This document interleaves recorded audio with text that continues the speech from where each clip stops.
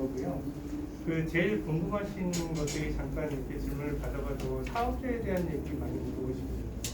근데 이제 실제로 우리가 그 해당되는 여러 가지 뭐 지원금들도 있고 또 실제 이미 가족법인을 갖고 계신 원장님들도 계세요. 그래서 그 가족법인이 결국은 길게 보면 상속증여까지 우리가 문제없이 설계가 돼야 되는 부분이 있고 또 그 가족법인 자체가 원장님들이 병원을 경영하시면서 별도로 또 하나의 사업실을 하나 운영하시는데 상당히 큰 부담이 있으시기 때문에 그 가족법인 설립부터 어떻게 저희가 다양한 자동화된 수익 모델로서 그 가족법인은 가족법인대로 실수를 잘 쌓아가고 그 궁극적으로 이 가족법인의 유보금을 갖고 우리가 메디컬 빌딩까지 갈 수 있게끔 이런 식으로 이제 저희가 로드맵핑을 많이 했었거든요. 그래서 오늘 전반적인 강의 한번 들어보시고 궁금한 것들은 결국은 이제 다 개별적으로 이제 한번 따로 상담을 드려야지 가능할 것 같아요.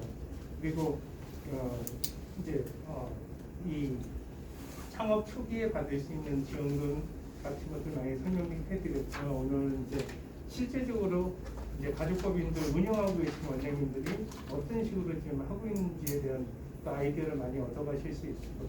그리고 두 번째 강의 큰 박수 시작하겠습니다. 안녕하세요. 네, 오늘 두 번째 강의를 맡게 된 머니 트레이너 백승혜라고 하고요. 먼저 좀 죄송한 건 제가 목 상태가 좀 좋지가 않아서 죄송한데요. 마스크는 강사님은 좀 빼고 하시는 게 좋을 것 같아요. 편하신 대로 하시면 네네네.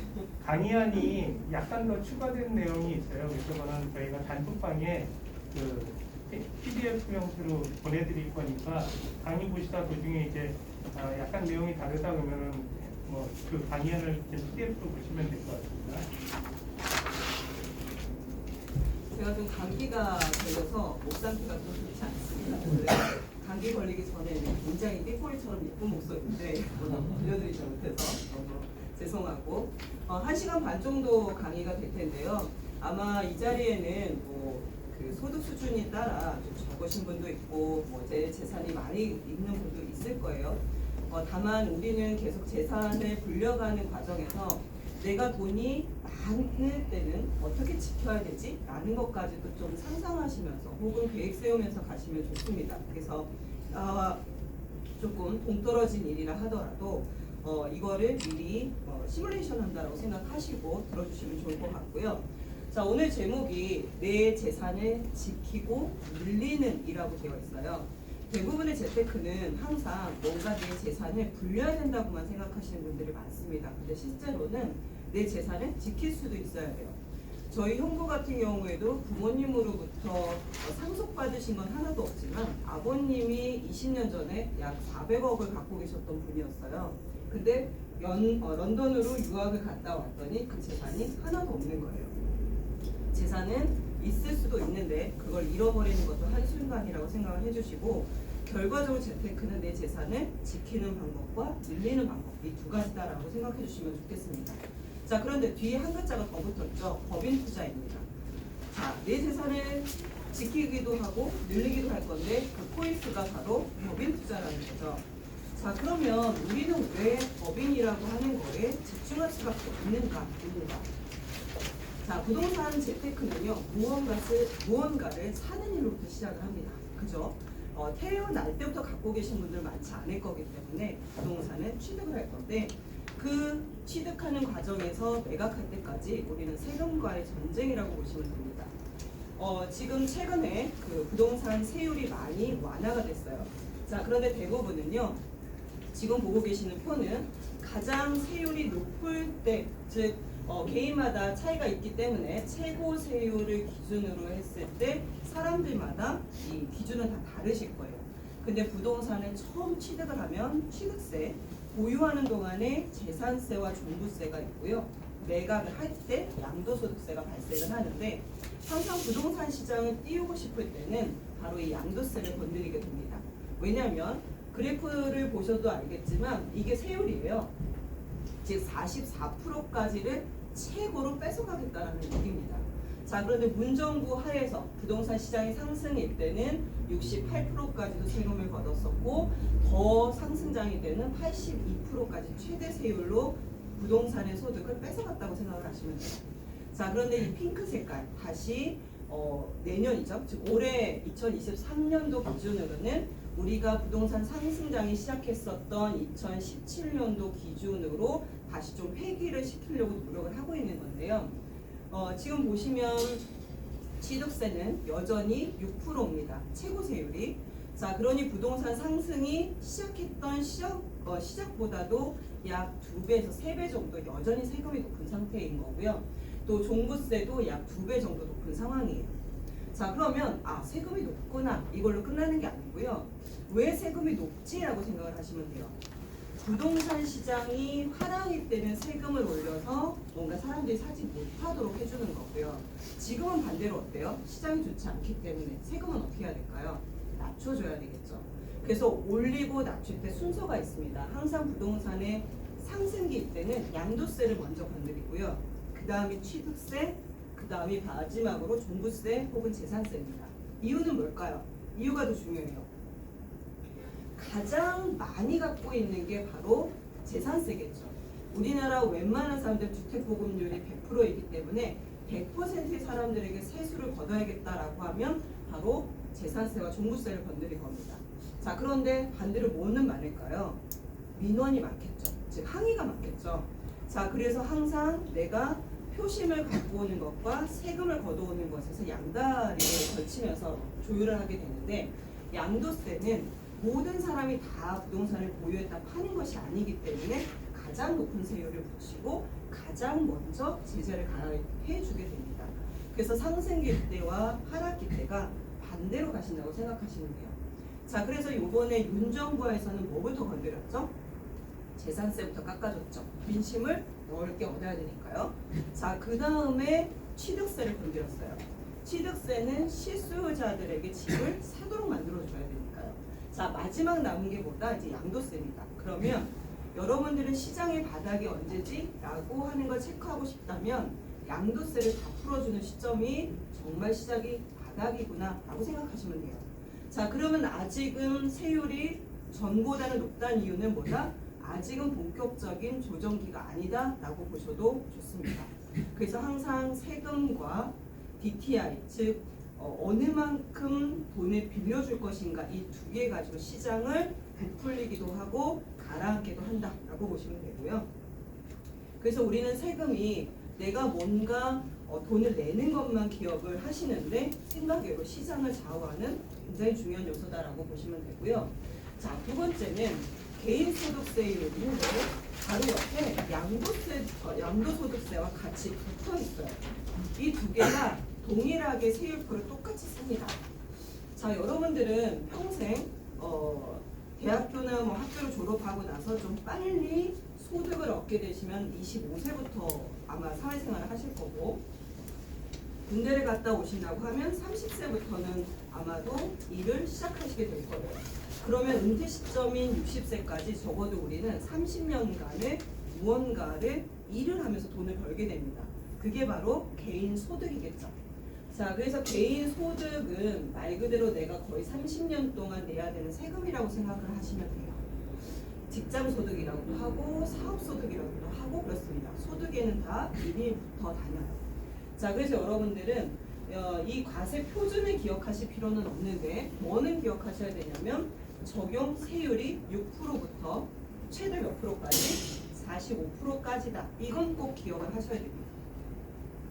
직장인분들이요, 의외로 본인의 세율이 몇 프로인지 기억 못 하시는 분들 되게 많고 모르시는 분도 많아요. 자, 그러면 내가 적어도 내가 벌어들이는 돈의 전체에서 6%에서 45%를 세금으로 뺏길 수 있다라는 거를 기억을 해주셔야 되고요. 자, 그 다음에 뭔가 빨간 색깔로 개정안이 나왔어요. 저거는 민심을 좀 더 달래주기 위한 과세 구간을 좀 유예시켜 주는 건데요. 저건 중요하지 않습니다. 그냥 우리는 최대 45%까지 세금을 내야 될 수 있어. 자, 그런데 개인소득과 양도소득은 똑같은 표를 쓴다. 이것까지만 기억을 하시면 되세요. 자, 그런데 자, 법인이라고 있습니다. 자, 좀 전에는 개인이라고 했어요. 개인은 퍼스널이고 사람을 얘기를 하죠. 자, 근데 법인은 뭘까요? 풀어서 쓰면 법상으로만 존재하는 사람을 법인이라고 합니다. 자, 그러니까 법인은요, 내가 아바타처럼 가상으로 여러 명을 세울 수 있어요. 한 사람이 법인을 10개를 운영을 해도 되고 100개를 운영을 해도 된다는 얘기입니다. 자, 그럼 법상으로만 존재하는 이 법인은 세율을 한번 볼게요. 이거 가세표도 중요하지 않다고 했죠. 뭐가 더 중요하다? 세율이 더 중요하다. 자, 세율은 종전에가 10%부터 25%. 자, 좀 전에 개인 세율은 몇 프로였어요? 6에서 40%. 자, 그러면 이 세율만 놓고 봐도 법인은 몇 퍼센트를 적어도 덜 내는 거예요? 반에 덜 내죠. 자, 근데 이유가 항상 중요하다고 했습니다. 자, 개인은 많이 벌면 많이 벌수록 최대 반에 뛰어가는데 왜 법인은 많이 벌어도 4분의 1밖에 안 훔쳐가느냐? 정부가 안 뺏어가느냐가 더 중요하겠죠. 그죠? 첫 번째는 정당한 이유는요. 뭔가 사업을 장려하기 위해서입니다. 자, 그래서 세금을 적게 해줄게 인 거고요. 자, 두 번째로 표면적인 건 뭘까요? 개인이 많을까요? 법인이 많을까요? 법인이 훨씬 더 적겠죠. 항상 세금은 많이 걷는 게 목표예요. 그러니까 내가 기본적으로 세금을 걷어야 되겠다라고 하면 오히려 개인들에게 모두 다에게 세금을 걷는 게 제일 좋겠죠. 그래야 양이 많을 거니까요. 자, 그런데 법인은 많지 않을 거예요. 그리고 법인들 중에는 기업도 많을 거고 대기업도 있을 겁니다. 자, 그 사람들의 돈을 그렇게까지 많이 가져가야 될 이유가 없어요. 왜? 그 사람들이 로비를 하고 그 사람들이 뽑은 사람들이 국회의원이 되기 때문에 그렇습니다. 그래서 세금은 돈 있는 사람들을 위한 제도다라는 걸 인정을 하고 출마를 하셔야 돼요. 자, 그러면 법인은 내가 만약에 아까 아바타처럼 한 명을 만들어도 되고 100명을 만들어도 된다고 했어요. 자, 그러면 저는 제 가족이 여러분들의 가족이 혼자 사시는 분도 있을 거고 아들, 딸까지 하셔서 4인, 5인 가족이실 수도 있을 건데 우리가 보통 한 가족의 소득을 기준으로 하죠. 그러면 가장인 나 혼자 버는 가족도 있을 거고요. 와이프와 같이 버시는 것도 있을 거고 자녀까지도 버시는 것들이 있을 거예요. 자, 근데 법인은 그렇게 사람 한 명 더 만들어서 얘 스스로가 또 돈을 벌 수 있도록 만드는 구조라고 생각을 하시면 됩니다. 그래서 법인은 뭔가 내가 예전에 농촌 사회에서처럼 애들이 태어나면 아이가 태어난 걸 반가워도 하지만 노동력이 생겼다고 해서 좋아했던 개념하고 똑같다고 보시면 돼요. 자, 그러면 이제는 세율 말고 뭐도 봐야 돼요? 과세, 표준도 봐야겠죠. 자, 개인과 법인을 비교를 한번 해볼게요. 자, 개정안에서 이 글자 빨갛게 변하는 건 중요하지 않다고 했습니다. 저거는 언제든지 표심에 대해서 줄어들기도 하고 늘어나기도 하기 때문에 조금씩 변동은 있을 거예요. 자, 그런데 우리가 보통 금융보고서, 즉 국민은행에서 밝히는 금융보고서에서 부자 혹은 중산층에 대한 정의를 어떻게 하고 있느냐면 중산층은 모든 하위층, 중위층, 상위층 중에 중간이라고 생각을 하시잖아요. 근데 솔직히 중산층의 정식 개념은 내가 벌어들이는 소득에서 모든 지출을 제하고도 잉여되는 자금을 보유하는 세대가 바로 중산층이에요. 그러니 내가 수입과 지출하고도 잉여되는 자금이 어느 만큼 있다면 중산층이신 거고 그렇지 않다면 중산층이 아니신 건데요. 그럼 그 기준이 어느 정도는 돼야 내가 학교도 보내고 생활도 하고 집 렌트 비용도 낼 수 있느냐? 적어도 8,800 정도까지는 중산층 범위의 기준이 된다고 생각을 하시면 되세요. 자, 그래서 25% 정도까지 내가 연봉이 돼야 24%를 뺏어간다는 얘기입니다. 자, 그럼 1억이 넘으면 그래도 내가 잘 사는 사람은 아니어도 꽤 고위 위층에는 들어간다고 생각을 하시면 되세요. 자, 그러면 8,800을 넘겨서부터는 1억 5천 이하까지니까 내가 연봉이 1억이다라고 하면 솔직히 사회적으로 나쁘지 않은 직업을 가진 사람일 거거든요. 자, 그런데 그 사람들의 세금이 몇 프로냐면 35%를 뛰어갑니다. 물론 이런저런 소득공제를 해주죠. 하지만 어찌됐든 거의 35%를 뺏어가요. 3분의 1을 세금으로 뺏어가는 거죠. 자, 그런데 법인은 어떻다? 내가 법인을 하나 사업을 만들어 놓고 거기서 수익을 얻으면 자, 2억 원 이하가 가장 최저입니다. 자, 몇 프로를 내냐면 9%예요. 자, 왜 빨간 색깔로 표시가 되어 있느냐면 법인은 일반적으로 10에서 25%까지의 기본 세율이었어요. 그런데 지금 전 세계가 경기가 좋아지지 않고 있다 보니까 법인에게 뭔가 기회를 더 줘서 사회를 좀 활성화시켜주자라는 얘기가 돌면서 법인의 세율을 낮춰주고 있는 겁니다. 그래서 저 9%가 10%냐 이건 중요하지 않아요. 어쨌든 좀 낮아 라고만 생각하시면 돼요. 자, 그러면 현재 2023년도를 기준으로 봤을 때는요, 35% 내가 똑같이 개인으로 돈을 버는 사람과 법인으로 돈을 버는 사람이 있다면 몇 퍼센트의 세금에서만 차이가 나냐면 35에서 9를 빼면 26이죠. 26%가 차이가 납니다. 자, 25%는요 말 그대로 한 4분의 1 정도인 거예요. 누군가가 이렇게 생각하시면 되게 마음이 탁 와닿으실 건데 귤을 2개를 줬어요. 2개를 주고 하나를 좀 이따가 뺏어갔어요. 자, 이거의 마음과 귤을 10개를 줬는데 5개를 뺏어갔어요. 어느 게 더 마음이 상실감이 크세요? 이게 주식하고도 되게 비슷하거든요. 5개 뺏어간 게 조금 더 크지 않으세요? 근데 결론적으로 반반이거든요. 이게 부자들이 늘 투툴거리는 이유예요. 분명히 2개 있다 하나 뺏어간 성인이 더 뭔가 반을 뺏은 느낌이고 2개밖에 없어서 슬퍼하는데 10개 줬다가 5개를 뺏긴 사람들이 훨씬 더 슬퍼하거든요. 자, 그래서 결과적으로 우리는 4개 중에 거의 3개를 뺏어가는 게 세금이다라고 생각을 하시면 되고, 그러면 나는 적어도 법인이 이게 선택이 아니라 필수일 수 있겠는데, 그러면 이미 세금에서만 몇 프로 나는 수익을 추가 수익을 낸 거예요. 26%를 추가 수익을 내신 거예요. 그렇게 보시면 돼요. 세금은 뺏기는 게 아니고요. 이미 모든 사람은 내는 거니까 안 낼 수 있다면 그만큼이 추가 소득이라고 생각을 하시면 돼요. 자, 그러면 26%를 내가 더 추가 수익을 내는 거예요. 1억이 때. 자, 그런데 사람들이 더 돈을 많이 버시는 구간들도 있겠죠. 자, 그럼 10억을 한번 초과를 해볼게요. 자, 이거는 내가 버는 범위를 넘어서 양도소득세라고 생각해 주시면 좋을 거예요. 내가 부동산을 하나 샀다가 10억의 차익을 남겼어요. 자, 10억을 손에 쥐는 순간 10억을 지면 좋겠는데 이미 세금을 떼고 나한테 주죠. 그게 몇 프로를 떼어가요? 네, 45%를 떼어가요. 물론 누진공제를 좀 해주기는 합니다. 자, 그래도 45%라는 세율은 변하진 않아요. 반을 떼어가는 거죠. 자, 근데 법인은 10억을 넘는 과정 이후에 허들이 없어요.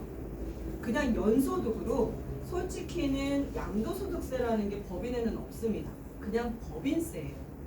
그냥 법인이니까 1년마다 정산을 해서 버는 것과 쓴 것을 빼고 남은 것에 대해서 9% 떼어가거나 19% 떼어가는 거예요. 자, 그러니 그 해당 연도에 내가 200억을 벌었다면 너무 행복한 일인 거고요. 그 이하로 보시겠죠, 아무래도. 자, 그러면 나는 몇 프로만 내면 된다? 9%만 내시면 된다는 얘기인 거예요. 자, 그러면 우리 입장에서는 10억을 투자 이상을 뭔가 돈을 벌어들여서 200억 이상이 넘어가도 26%의 차이가 난다는 겁니다. 자, 그러면 여러분들은 혹시나 투자 수익이 크게 날 것으로 기대가 되는 빌딩이나 부동산을 사셨을 때는 무조건 법인이 필수라고 생각을 하시면 돼요. 안 그러면 내 재산을 그만큼 뺏어가는 것이니까요. 자, 이 표 하나만으로도 우리는 법인에 대해서 혹시 지금 법인을 갖고 계시지 않는 분이 있다면 고민을 해보셔야 됩니다. 저는 이제 머니 트레이너이기도 하지만 이제 VIP 자산 시스템을 가지고 있어서 VIP 분들을 1년 단위로 관리를 해드리고 있는데요. 95%가 다 법인을 갖고 계세요. 다 부동산 법인이시고 안 갖고 있는 그런 5%는 뭐냐? 법인을 만드실 수 없는 분이라서 안 만들고 있습니다. 누구는 못하느냐면 도산은 어려우세요. 그 다음에 회사에서 좀 타 사업을 영위하면 안 된다라고 하는 이 규칙이 들어가 있는 회사에 다니시는 분들은 안 됩니다. 자, 그러다 보니까 그 분들만 빼고는 모두 다 법인을 다 갖고 갖고 계세요. 선택이 아니라고 생각을 해주시면 될 것 같고요. 자, 그러면 결론적으로 우리는 내가 버는 것도 중요하지만 재테크도 정말 중요하구나 라고 생각을 해야 되고, 그게 법인일 때 많이 줄어드는구나, 여기까지 느낌을 받았어요. 자, 근데 이건 어디까지나 뇌피셜이니 한번 검증을 해보자고요. 자, 개인이 한 10억 정도의 자금을 가지고요, 투자를 하려고 합니다. 자, 10억도 작은 돈은 아니지만 그래도 아주 큰 돈은 아니기 때문에 한 10억 정도를 한번 먼저 볼게요. 자, 투자 기간은 3년마다로 잡아봤습니다. 왜냐면 개인은요, 양도소득세, 즉 아까 우리가 봤던 6에서 45%는요 일반 세율이라고 부릅니다. 부동산을 샀다가 매각을 하는데 2년은 보유를 하셔야 돼요. 2년을 보유하지 않고 파시면 아까 6%부터 45% 세율이 아니에요. 그러니 나는 무조건 2년을 보유하고 파셔야지만 그 세율을 적용받을 수 있습니다. 그게 아니면 50%예요. 자, 그렇기 때문에 적어도 내가 부동산을 샀다가 매도하는 시점은 약 2년에서 3년 텀이겠구나 라고 생각해 주시면 돼요. 자, 그러면 나는 아주 부지런하게 계속 투자를 한다라는 가정하에 3년마다로 잡아볼게요. 3년마다 할 거고, 지금 우리가 오늘 시점이 2023년도부터 3년 텀으로 투자를 아주 열심히 해서 한 5번 정도를 투자를 하시면 약 15년이 흐릅니다. 진짜 빨리 가죠.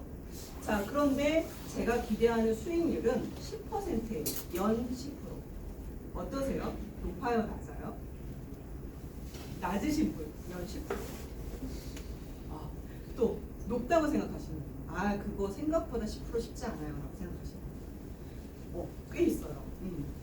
자, 이게 10%가 요즘 한 3~4%만 해도 좋겠어 라고 하시는 분도 있고, 무슨 소리야, 투자할 거면 적어도 우리 여태 동안 아파트 상승률이 지난 5년 동안 20%씩 올랐기 때문에 그 정도는 돼야지 라고 생각을 하실 거예요.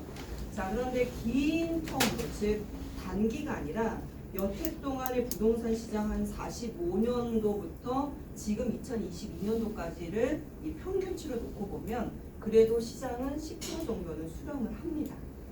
그 이상도 가기는 합니다. 자, 그래서 10% 가능한 금액이기는 해요. 다만 토지를 샀다거나 절대 오르지 않는 걸 샀다면 배제를 시켜야겠지만 아주 불가능한 수치는 아니니까 연 10%를 볼게요. 자, 그 다음에 이제 개인으로 한번 볼 거예요. 그러면 개인이 10억을 투자를 해요. 그리고 3년 동안에 연 10% 수익이라고 했으니까 30% 수익을 난다고 가정을 해볼게요. 자, 그러면 3억 정도가 수익으로 잡힐 거고, 그때 당시의 수익 구간은 세율은 35%를 내야 됩니다. 자, 그럼 나는 세금을 얼마를 떼어야 되느냐면 9,800만 원을 떼어야 돼요. 자, 굉장히 크지만 이것도 조건이 있어요. 개인 소득을 잡지 않은 겁니다. 즉 저거는 양도소득세만 제했을 때 기준이기 때문에 내가 같이 개인 소득이 있었을 때 내는 종합소득세는 또 다를 수 있겠죠. 자, 그거 잡지 않을게요. 자, 이렇게 해서 계속 반복을 해서 3년 텀으로 내 자산을 불려보면 15년 뒤에는 약 21억 정도가 돼 있을 거고, 내가 그 15년 동안 낸 소득이 총 수익이 한 16억 정도가 될 거예요. 근데 그 중에 세금을 약 7억 정도를 내서 어쨌든 내 재산은 21억 정도가 현금으로 있을 거예요. 자, 법인으로 가볼게요. 자, 법인도 똑같이 10억을 투자를 해서 19% 세율로 해서 쭉 가보시게 되면 결과적으로는 25억 정도가 15년 뒤에 있을 거예요. 금액 차이는 많이 나지는 않지만 이게 점점 큰 돈이 부과가 되면 차이는 훨씬 많이 벌어집니다. 볼까요?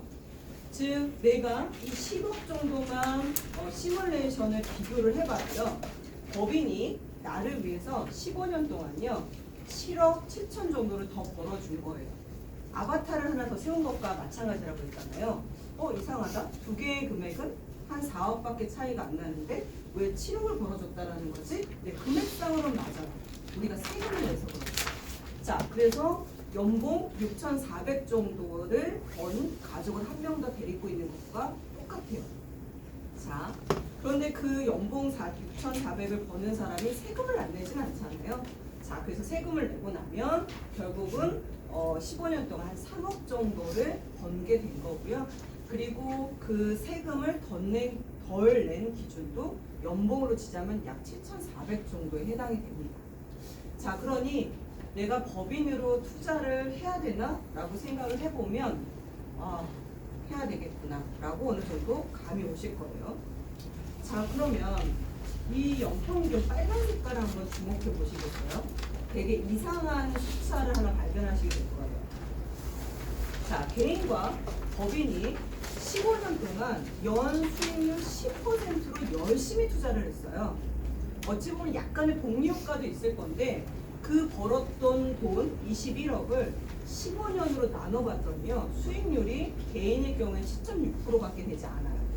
또 법인의 경우에는 겨우 그나마 10%예요. 이상하시죠? 왜 이런 게 되는 거예요? 세금을 냈기 때문에 그래요. 우리는 뭔가 내 재산이 불어나고 있어, 내가 열심히 일을 해서 돈을 벌고 있어 라고 생각을 하지만 막상 15년 뒤가 딱 지나고 보면 왜 나는 생각보다 돈이 없지? 라는 걸 그때 느껴요.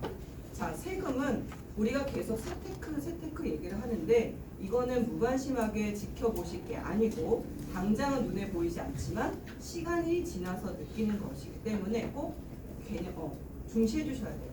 자, 그나마 법인은 이렇게 단순하게 투자를 했을 때 그래도 본전은 유지하는 편이에요. 자, 그러면 이 정도만으로 우리가 법인 투자를 해야 되나? 생각보다 그렇게 다이나믹하지 않는데 라고 생각하시겠지만, 자, 이거를 금액을 좀 올려보겠습니다. 30억을 갖고 투자를 해볼 거예요. 똑같습니다. 똑같게 세금을 냈고 15년, 3년마다 5번의 텀을 거쳐서 자산을 형성을 해봤더니요, 개인의 경우에는 66억이 됐고 법인으로 똑같이 투자를 해서 갔을 때는 89억이 됐어요. 좀 더 차이가 벌어지죠. 왜냐하면 이렇게 생각을 하시면 돼요. 내가 수익을 냈던 금액이 이만큼인데 이만큼을 계속 복리효과로 우리가 스노우볼 이론을 적용을 해서 막 투자를 하면 엄청 눈덩이가 커져 있어야 돼요. 근데 우리는 그 사이에 뭘 한다? 세금을 떼서 투자를 하기 때문에 그 떼인 부분이 적으면 적을수록 내가 굴릴 스노우볼 자체가 크지 않다라고 생각을 하시면 돼요. 그러니 자금이 많으면 많을수록 불어나는 범위가 큰 거고요. 또 기간이 길면 길수록 더 좋은 거예요. 자, 그러면 이것도 별로 감이 안 오실 수 있어요. 그럼 정리를 해봐야겠죠. 자, 그러면 수익으로만 환산을 해보니까요, 이때 30억을 투자를 했을 때는 그나마 연평균이 내가 8%로 올라와요. 아까는 몇 프로였어요? 7% 정도였죠. 그나마 조금 더 내가 수익을 온전히 가져오는 거예요. 자, 그런데 주목할 건 법인이죠. 자, 법인이 똑같이 30억을 투자를 해서 연평균을 15년 동안 나눠보니까 어떻게 돼요? 내가 수익을 냈던 연 10%보다 좀 더 많이 낸 결과가 됐어요. 자, 이거는 결론적으로 내가 세금을 덜 냈던 그만큼이 스스로 복리 효과를 내서 수익을 극대화시켜줬다라고 보시면 됩니다. 자, 그러니 우리는 가급적이면 법인에 작은 돈보다는 좀 큰 돈으로 해서 무조건 불려나가야 되겠구나라고 생각을 하셔야 되고, 두 번째는 그 돈들이 어떤 이 텀에 따라서 계속 투자가 될수록 차이가 더 벌어지겠구나라고 보시면 돼요. 자, 그래서 내가 어찌 보면 그 투자를 할 때 개인으로 가게 되면 수익은 분명히 10%를 냈지만 내 본전도 못 찾는 연평균 7에서 8%로 내 수익률을 깎아먹는 일을 하고 있으신 거라면, 법인으로 가게 되면 적어도 내 재산을 지키거나 살짝 더 수익을 낼 수 있는 구조로 가는 거겠구나 라고 보시면 됩니다. 자, 이거는 어디까지나 단순 계산이에요. 단순 계산이고, 우리가 3년마다 투자를 못할 수도 있고 그 다음 연 10%를 달성 못할 수도 있어요. 하지만 동일한 조건을 가지고 비교를 했을 때 적어도 이런 결과가 나온다라는 건 머릿속으로만 기억해 주시면 돼요. 그렇죠? 그 다음, 그러면 우리는 이제 부동산 투자를 해야 될 거예요. 어느 정도 법인이 좀 더 이득이 되는 건 알겠어요. 자, 그러면 어떤 부동산 투자를 우리가 해야 될까라고 생각을 해본다면 부동산 투자에는 세 가지가 있습니다. 즉 내가 분양을 받아도 되고요. 그 다음에 일반 시장에서 부동산을 사와도 되고요. 그 다음에 경매로 낙찰을 받아도 됩니다. 이게 어찌 보면 청약은 백화점 시장에서 부동산을 사는 거고요. 매매는 일반 우리 마트 같은 데서 사시는 거라고 보시면 되고, 경매는 시장 가서 물건을 사시는 거라고 보시면 돼요. 백화점은 물건이 정말 좋지만 제값을 다 지불해야 하고 사야 된다는 단점이 있고요. 경매 시장, 즉 일반적인 시장은 물건이 좋지는 않아요. 재래시장 가면 중국산도 있고 좋지는 않아요. 그런데 그 물건들 중에 잘 고르면 꽤 가성비가 괜찮은 물건을 고를 수 있어요. 자, 그래서 여러분들은 분양, 매매, 경매 어떤 편견을 가지시지 마시고 그냥 이 사이클에 따라서 투자를 하시면 되세요. 내가 투자해야 되는 사이클이 지금 시점상 어디냐? 나는 상승기였어. 그리고 그게 청약 시장이 막 시작되는 곳이야. 그럼 청약을 하시면 되는 거고요. 청약으로 인해서 매매가가 오르는 걸 확인했다면 매매 시장에 뛰어들어서 단타를 하시면 되시는 거예요. 자, 청약이 불기 시작했던 게 2014년도라고 보시면 되고요. 그 2014년도가 요 저점 정도라고 보시면 돼요. 그럼 저점으로부터 분양들을 시작을 해서 막 올라오는 걸 확인하고 가격이 많이 올랐대, 피가 붙었대 이런 소식이 돌기 시작을 하고 뉴스를 타면 사람들이 사기 시작하죠. 그때는 실수요자와 투자자가 동시에 움직이기 때문에 굉장히 빠른 속도로 상승을 하고 단타를 하기도 상당히 좋습니다. 그게 2017년도부터 우리가 경험을 했던 요 꼭지까지가 2019년도까지라고 보시면 돼요. 근데 이상하다. 2021년도까지 올랐는데요 라고 하실 텐데요. 그 2년간은 임대차 3법 때문에 과도하게 이상하게 오른 시장입니다. 솔직히는. 그러면 지금 15에서 20%가 빠지고 있는 건 뭔가요? 네, 그때 과하게 올라갔던 것들이 모두 다 조정을 받고 있는 거라고 보시면 됩니다. 그래서 지금은 너무 과하게 빠지는 것 같고 엄청난 위기가 오고 있는 것 같지만 실질적인 가치로만 놓고 보면 아주 과하게 빠지고 있는 건 아닙니다. 왜냐? 시흥에 있는 아파트가 40평짜리가 16억을 해요. 이해가 되십니까? 이거 누가 봐도 잘못된 거예요. 서울에 있는 30평대 아파트가 16억 정도 해야지 시흥에 있는 신축 아파트가 거의 40평 조금 안 되는 게 16억이라면 이건 말이 안 된다라고 생각을 해주시는 게 맞다라는 겁니다. 그래서 비이상적인 시장이 조정을 받고 있구나라고 보시면 되고요.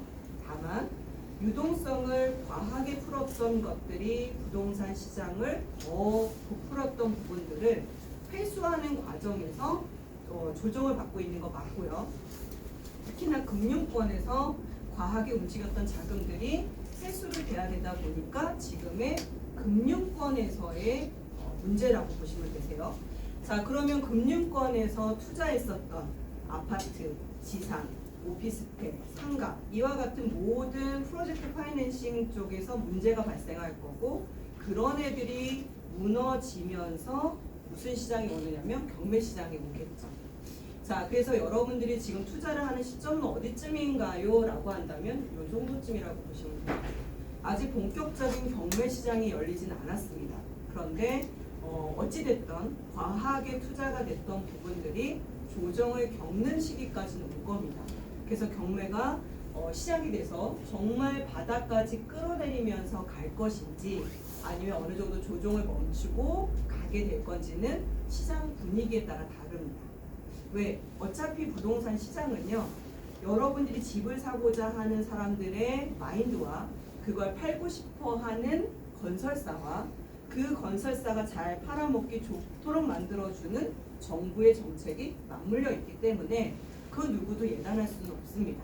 그래서 우리는 항상 내 주변에 있는 사람들이 부동산 시장을 어떻게 바라보고 있지 이거 되게 중요하고 그걸 건설사가 어떻게 돈을 벌 수 있도록 만들 거지 이 두 가지 코스를 맞춰가시면 상당히 좋아요.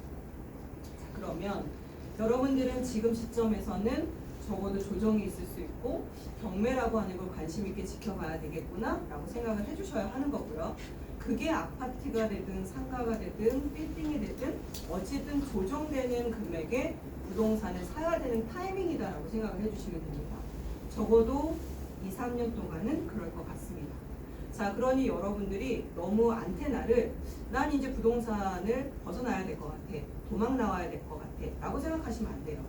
제일 나쁜 재테크가 주식시장에 화랑기 때 들어갔다가 바닥 40%를 확인하고 던진 후에 난 다시 주식 안 할 거야 라고 하는 사람이 가장 우매한 투자자인 거거든요.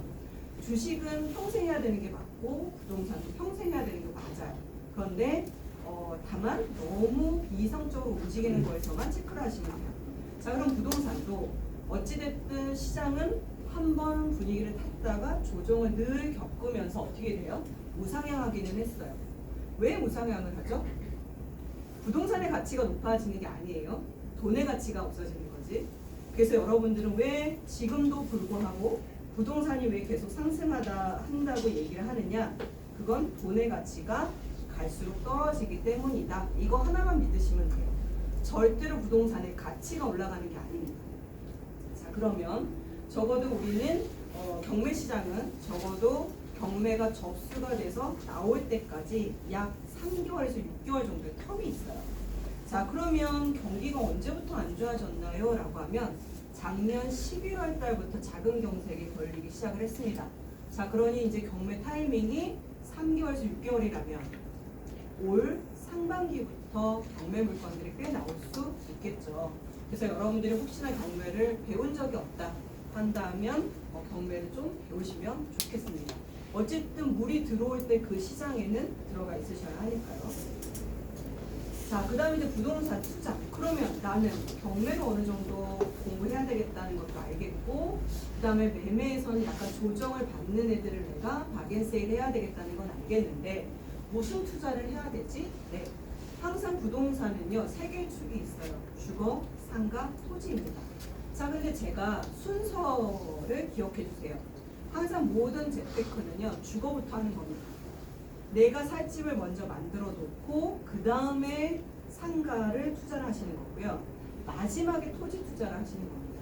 근데 이 순서를 어기게 되면 자산이 묶일 수 있어요. 왜냐? 토지는 적어도 투자 포인트가 약 5년 정도가 가장 단기입니다. 단타도 가능하죠. 근데 그건 정말 전문가 영역이고요. 제가 2009년도에 낙찰받아 놓은 김포 토지, 파주에 있는 토지가요, 이제서야 하나 팔렸어요. 7년 만입니다. 자, 그러니까 여러분들은 전문가가 하는 사람들도 7년이 걸리는데 어떤 막 뭐 사이트 같은 데를 돌아보면 몇 년 만에 막 돈을 엄청 벌었어. 이건 되게 어려운 일인 거고요. 다만 토지 투자는 빅뱅은 맞습니다. 뭔가를 개발을 할 때 모든 부동산의 근간이 되는 건 토지가 맞기 때문에요. 토지 투자는 꼭 하셔야 돼요. 소액이라도. 근데 원칙이 있다는 거죠. 언제 해야 된다? 가장 마지막에. 내가 갖고 있는 돈 중에 가장 마지막에 실행을 하셔야 되는 거고요. 두 번째는 내 전체 자산의 20%를 넘게 투자하시면 안 돼요. 내가 2억이 있다. 현금이 2억이 있다면 그 여유 자산 중에 20%니까 얼마면 돼요? 4천만 원 이상을 투자하시면 안 돼요. 그리고 토지는 절대 대출을 받지 마세요. 생각보다 대출 받으신 땅끄지들 많습니다. 이자를 감당하지 못하셔서 7년 동안 그 이자 내다가 다시 경매로 내보내거나 다시 매도하시는 분들 많아요. 그래서 왜 토지는 늘 돈 있는 사람들만 버는 거냐? 예, 그걸 감내할 수 있기 때문이에요. 그러니 여러분들도 부자처럼 투자하시려면 대출을 받으시면 안 돼요. 자, 그래서 먼저는 주거 투자, 그 다음에 상가 투자, 그 다음에 토지 투자예요. 자, 그런데 제가 빨간 색깔로 포인트를 정해놨죠. 그게 더 좋다는 얘기겠죠? 자, 개인은 주거일 때가 훨씬 더 좋습니다. 내가 개인으로 뭔가 아파트 하나 사려고 해요. 아까 중산층의 정의에서 하나가 빠졌는데요. 부자의 정의하고도 맞물려 돌아갑니다. KB 보고서에 부자 보고서가 매년 발간이 되는데 그 부자 보고서의 부자의 정의를 어떻게 하고 있느냐면 내가 살 집을 한 채 가지고 있고 현금으로만 보유 자산이 30억인 사람이에요. 여러분들 다 통장에 30억씩 있으시죠? 아닌가요? 네, 그게 이제 부자의 정의라고 합니다. 즉 물론 보유할 수 있는 언제든지 유동성이 가능한 부동산도 자산이겠지만 현금도 갖고 있어야 된다라고 하는 건데요. 또 현금만 30억 갖고 있는 사람은 안 된다는 거죠. 왜? 주거는 기본적으로 가져가야 되는 거니까요. 왜 집은 개인으로 사셔야 하느냐면 비과세와 장기 보유 특별공제가 들어가 있어요. 왜? 집을 한 채 갖고 있는 사람은 투자자가 아니라는 거예요. 실수요자인 거지. 그래서 모든 주택의 기본 개념은 실수요자냐 투자자냐예요. 그래서 정부에서 봤을 때 실수요자라면 모든 혜택을 다 주는 거고요. 너는 왜 집을 두 채 갖고 있는데? 자, 이건 투자자, 투기자로 보겠다는 거죠. 자, 그러니 여러분들 집을 무조건 내 집 마련을 하셔야겠다라고 하면 개인으로 사셔야 되는 게 맞고요. 자, 그 다음에는 내가 뭘 사야 돼요? 이제는 투자를 해야 되니까 상가를 사야 되겠죠. 자, 상가는 개인으로 사셔도 되고 법인으로 사셔도 돼요. 자, 그런데 취득세 동일합니다. 4.6%. 근데 양도세에서 차이가 나죠. 아까 개인들은 6%부터 45%까지였어요. 자, 그런데 법인은 아까 몇이었어요? 9에서 24%예요. 근데 더 중요한 게 있습니다. 자, 빨간 색깔로 뭘 써놨느냐면 즉시 매도 가능이라고 되어 있죠. 아까 양도세는 6에서 45%에 뒤에 생략되어 있는 단어가 있어요. 일반 세율이에요. 일반 세율. 그 일반 세율의 기준이 뭐다? 2년 보유한 뒤에 매각할 때. 자, 그럼 내가 2년 뒤에 매각하지 않고 빨리 팔겠다라고 하면 몇 프로라고 했죠? 50%를 세금을 내셔야 돼요. 자, 그러니 내가 1억을 벌어도 1년 안에 팔았으면 5천만 원을 세금을 내야 된다는 뜻입니다. 자, 그런데 법인은요, 오늘 샀다가 당장 내일 팔아도 혹은 오늘 샀다가 오늘 오후에 팔아도 가능합니다. 세율 동일하고요. 왜? 사업자로 보기 때문에 그래요. 자, 그래서 이런 거예요. 만약에 시장이 급하게 막 올라가요. 매가가 엄청나게 뛰면서 막 올라가요. 우리 최근에 경험했던 시장이 그랬죠? 자, 그때는 무슨 투자가 유리할까요? 법인 투자가 진짜 유리합니다. 왜? 잡았다 던지고 잡았다 던져야 되니까요. 자, 그런데 하락기 때는 어떨까요? 내가 정말 값싸게 샀어요. 사줄 사람이 많죠? 아니죠? 없잖아요. 시장에 사줄 사람이 없기 때문에 매가가 낮은 거죠. 자, 그러기 때문에 상승기 때는 단타가 가능한 거고요. 대신 짧게 사고 던지니까 어떨까요? 수익이 엄청 크진 않아요. 크긴 하지만 엄청 크진 않아요. 자, 그런데 하락기 때는 많이 떨어지면서 어떻게 돼요? 수익은 커요. 그런데 기간도 어때요? 길어요. 그죠? 자, 그래서 기간을 똑같이, 즉 짧았던 애를 늘리고 그 다음에 길었던 애를 같이 이렇게 맞춰보면요, 수익률이 거의 비슷해요. 이해되세요? 즉 단타는 수익률이 높은 것 같지만 기간을 늘리면 희석이 될 거고, 아까 길었던 애를 또 이렇게 낮춰보면 수익률이 비슷하다라는 겁니다. 그래서 여러분들이 상승장에서는 단타를 해야 된다고 생각하시면 되고, 하락장에서는 장기 투자를 해야 된다고 생각하시면 돼요. 자, 누가 더 쉬울 것 같으세요?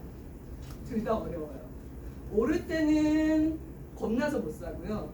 떨어질 때도 내가 산 금액보다 더 떨어질까 봐 못 사세요.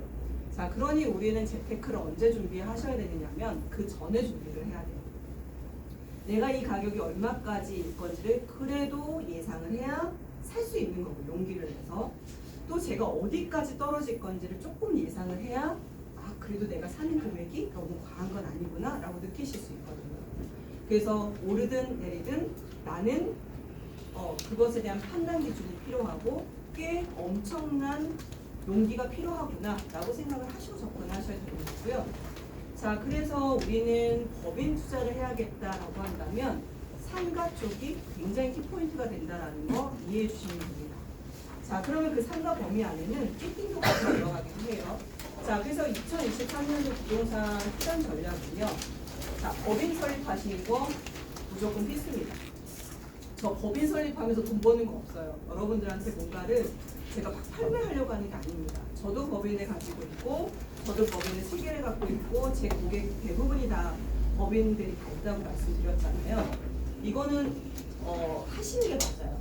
두 번째, 장기 투자로 하셔야 돼요. 지금은 구간이 절대 단기에 뭘 먹고 나올 수 없는 시장입니다. 자, 그래서 조정기 혹은 하락기라고 한다면 투자 기간이 길어야 된다. 자, 그러면 어떻게 해야 된다? 내가 갖고 있는 돈이 장기간 묶여도 되는 돈만큼만 쓰셔야 된다는 얘기예요. 과하게 1년 뒤에 뭐 아이 학자금을 줘야 되는데 뭐 혹은 아이의 뭐 전세 뭐 자금을 빼줘야 되는데 이거 돈 안 되세요. 지금 만약에 그렇게 되시면 굉장히 리스크하다라고 보시면 됩니다.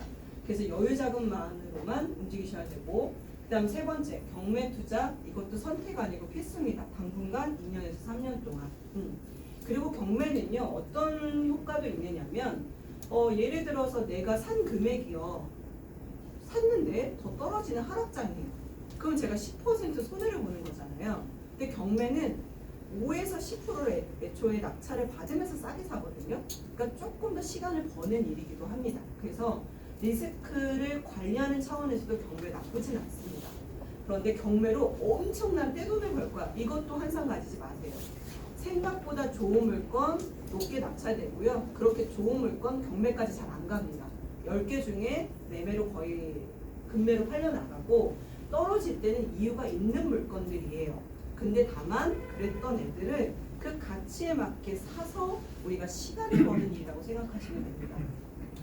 저는 제가 경매하고 원장이었음에도 불구하고 경매가 꼭 정답은 아니라고 그때도 얘기했거든요. 매매나 혹은 금매물이 더 괜찮으면 그걸 사셔도 돼요. 그런데 경매로 나오는 물건을 내가 어떤 애가 나오고 있는지 모른다면 살 수가 없잖아요. 그러니까 경매를 미리 외워놓으시라는 거고요. 자, 그 다음 전략 4는 NPL인데 이건 조금 여러분들이 어려우실 수 있어요.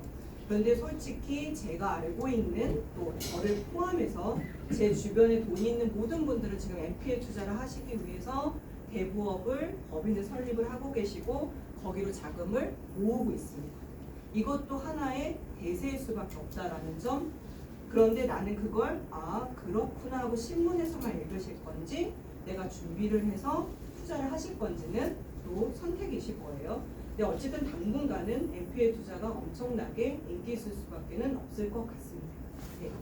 자, 그러면 빌딩 투자가 한동안 정말 엄청난 이슈였어요. 왜 이렇게까지 빌딩 투자가 엄청난 이슈인 거냐?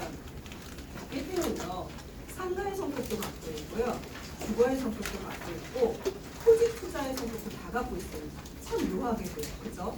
왜냐? 빌딩은 토지를 깔고 있거든요. 두 번째, 상가처럼 월세가 나오거든요. 자, 그러다 보니까 그리고 같은 그 위에서 주거를 하실 수 있는 것도 있어요. 이건 상가 주택이죠. 자, 그래서 상가 주택을 투자할 거냐, 혹은 나는 다 금생으로만 채워진 빌딩 투자를 할 거냐 이건데요. 빌딩 투자는 여러분들에게 역시나 선택이 아니고 필수셔야 돼요. 뭐만 있다면, 돈만 있다면. 자, 투자금 10억을 갖고 한번 시뮬레이션을 해볼게요. 우리가 아까 법인에서 투자금 10억을 가지고 시뮬레이션을 했을 때 엄청난 수익은 아니었어요. 자, 근데 이게 건물로 오게 되면요 훨씬 더 배가 됩니다. 이게 그러니까 여러분들한테 제가 무슨 사기를 막 치기 위해서 빌딩을 막 팔아먹기 위해서 이런 데이터를 가지고 오는 게 아니에요. 실제로 이 데이터대로 움직이시는 분들이 거의 90%고 90% 이상이 이거보다 두세 배 수익이 더 나요. 아마 그건 다 목격들을 하셨을 거고 아마 지인들을 통해서도 보셨을 건데요. 과하지 않다라는 거, 제가 이거를 부풀려서 얘기하는 게 아니다라는 점을 오히려 더 이해를 해주시고 이걸 봐주세요. 자, 투자금을 10억을 가지고 제가 투자를 해요. 근데 빌딩 투자는 왜 좋으냐? 대출률이 70%까지 갑니다. 물론 신생법인은 조금 한계가 있어요. 하지만 거의 담보가치에 기해서 나오기 때문에 70%까지 대출이 됩니다. 자, 그런데 취득세, 법무사비 이런 부대 경비가 약 6% 정도 들어가요. 자, 그럼 반대로 나는 몇 %의 돈을 실제적으로 갖고 있으면 돼요? 70% 세금을 대출을 받을 거니까 30%만 있으면 되는 건데 경비를 더하니까 36%만 있으면 되겠죠. 앞으로 여러분들이 건물을 사고 싶다. 근데 내가 자금이 얼마 있다 그러면 무조건 36%로 나눠보시면 돼요. 10억 나누기 36%. 그럼 얼마짜리 사는 거예요? 36억짜리를 살 수 있는 거예요. 이해되시죠? 자, 그렇게 해서 가시면 돼요. 자, 그러면 매입 가격을 가지고 28억 정도를 가지고 이제 갈 건데, 자, 매입 가격과 투자 금액의 차이는 대출료 때문이라고 보시면 돼요. 자, 그러면 자, 매도 가격도 하나 읽어볼게요. 자, 매도 가격은 제가 상승률을 연 5% 정도만 잡았어요. 왜 연 5%만 잡았느냐면 물가 상승률이 최근에 거의 5%인데요. 노멀한 시장일 때가 물가 상승률 3%예요. 이건 거의 비슷해요. 자, 그래서 우리는 물가 상승률 정도만 상승해도 좋겠다인 거예요. 훨씬 더 많이 상승하지만. 자, 그럼 3년 동안 5%씩이니까 15%는 상승하는 거죠. 자, 그래서 28억에 사셨던 것들은 32억 정도는 충분히 매도가 가능합니다. 자, 그러면 32억에 팔고 세금 제해서 그 투자금을 더하면 이제 11억의 현금이 이제 갖고 온 거예요. 그렇게 해서 계속 반복을 해서 가시다 보면 총 5번의 점프 단계를 거쳐서 최종적으로 내가 갖고 있는 시자금은 43억일 건데 그 돈으로 내가 대출을 받아서 살 수 있는 건물은 약 120억 정도쯤이 되실 거예요. 성에 안 차시겠지만 10억을 투자를 해서 아까 우리 현금으로 21억을 만드는 것보다는 훨씬 더 가치 있는 일이죠. 자, 예를 들어서 내가 돈을 실자산을 갖고 있을 때요. 아유, 현금은 43억인데 자산 가치가 122억이면 뭐해? 내가 갖고 있는 대출이 훨씬 더 큰데 라고 생각을 하시잖아요. 자, 근데 앞으로 부동산 재테크는 뭐가 초점이 되셔야 되냐면 현금이 아니라 얘가 갖고 있는 본래 자산을 키우는 일이. 왜냐? 그 자산은 쪼그라들진 않거든요. 그래서 가급적이면 대출은 지금처럼 금리가 너무 과할 때는 리스크하긴 하지만 부자들은 그 리스크조차도 물가 상승률이 3에서 5%인데 내가 이자를 더 많이 내더라도 2, 3년 동안의 상승분을 다 쉐어하고도 남어 라고 생각해서 사시기 때문에요. 금리가 높든 낮든 너무 좌우하지 마시고 건물을 사시는 게 맞아요. 자, 그러면 어쨌든 10억이었던 현금이 내가 15년이 지나면 자산 가치로는 122억짜리가 되는 거예요. 자, 근데 그렇게 드라마틱해 보이지 않아요? 자, 그러면 30억을 한번 가볼게요. 똑같이 적용을 합니다. 자, 똑같이 적용을 해서 5번의 점프를 하면 260억짜리를 건물을 손에 쥐게 되세요. 여러분들은 막연하게 꿈을 꾸고 계시는 분들이 있어요. 나는 나중에 그냥 메디컬 빌딩 하나 갖고 있고 싶어, 건물 하나 갖고 있고 싶어 이렇게 얘기를 하시는데 저는 그 고객이 오면 월세를 얼마 받고 싶으신 거냐? 그러면 그 물건은 얼마짜리가 될 거다? 그 건물을 살려면 어떤 자금으로 움직이셔서 여기까지 가야 된다는 반대로 해드려요. 구체적으로 떠올려 보자라는 거죠. 그런데 여태 동안 제가 VIP 분들을 상대로 이 시뮬레이션을 해서 와보면 5번 점프하시면 돼요. 적어도 5번 점프를 하시면 그래도 내가 원하는 정도의 건물까지는 됐어요. 이분은 지금 50대시고 마이크로소프트 부사장이신데 남편분이 이대복동병원에 의사하세요. 그러니까 자산도 꽤 있으시고 연봉들도 두 분 다 나쁘지 않으세요. 자, 그런데 그분들이 복동 아파트 2개와 분당에 있는 상가 하나와 현금 13억을 갖고 있으셨어요. 자, 근데 저는 제가 봤을 때는 너무 포트폴리오가 위험하다고 생각을 했어요. 왜냐? 나이가 아직은 조금 은퇴가 멀지 않으신 상태고 현재 연봉은 좋지만 나중에 그 직업이 끝나게 되면 벌어들일 수 있는 수익이 없으니까요. 자, 그래서 각자마다 내가 매각을 좀 더 많이 하는 쪽으로 포트폴리오를 짜야 하는지 아니면 내가 월세가 훨씬 더 이제 그 생활비가 많이 필요하니 생활비를 만들어야 되는 시스템으로 가야 될 건지 사람마다 달라요. 자, 근데 어쨌든 이분은 굳이 목동 아파트를 2개까지 보유하실 필요가 없었기 때문에 하나를 매각하고 분당 상가도 수익률을 감안을 했을 때 매각 상승률이 적었기 때문에 매도를 하는 걸로 잡았고 현금 자산에 더해서 건물을 사게 됩니다. 자, 그러면 건물을 3개를 사요. 꼬마 빌딩 하나 사고 잠실에도 하나 사고 동대문에 있는 애도 삽니다. 물론 이게 한꺼번에 산 건 아니에요. 하나 사고 자금을 또 모은 상태에서 또 사고 또 지나서 또 사고 그렇게 해서 가신 거예요. 그래서 3개까지를 세팅을 한 건데 아까 우리가 봤을 때는 연 5%씩 상승을 시키고 10억을 가지고 15년 동안 엄청나게 노력을 해야지만 가격이 오르는 것 같지만 이분의 지금 시점을 한 2년 동안으로만 놓고 봐도요 거의 3배가 상승을 했어요. 물론 굉장히 좋은 시기긴 했습니다.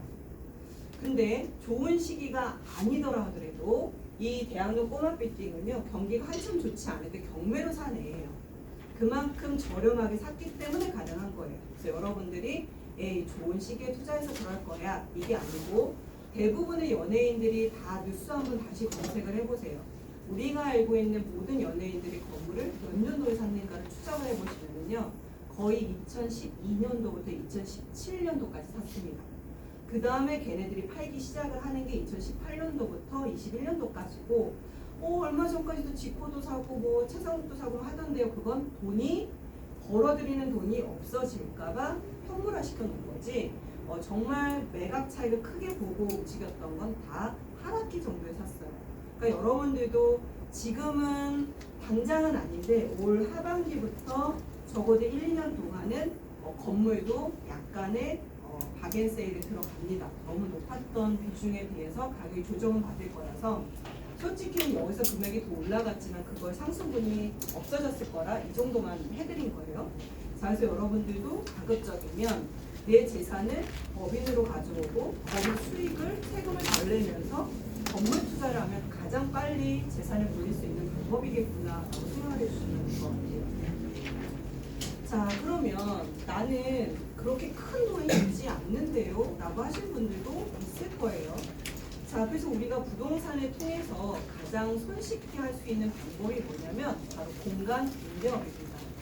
자, 공간 임대업은요 말 그대로 우리가 놓여져 있는 이 공간을 잘게 쪼개거나 혹은 빌려주거나 해서 수익을 얻는 것을 공간 임대업이라고 합니다.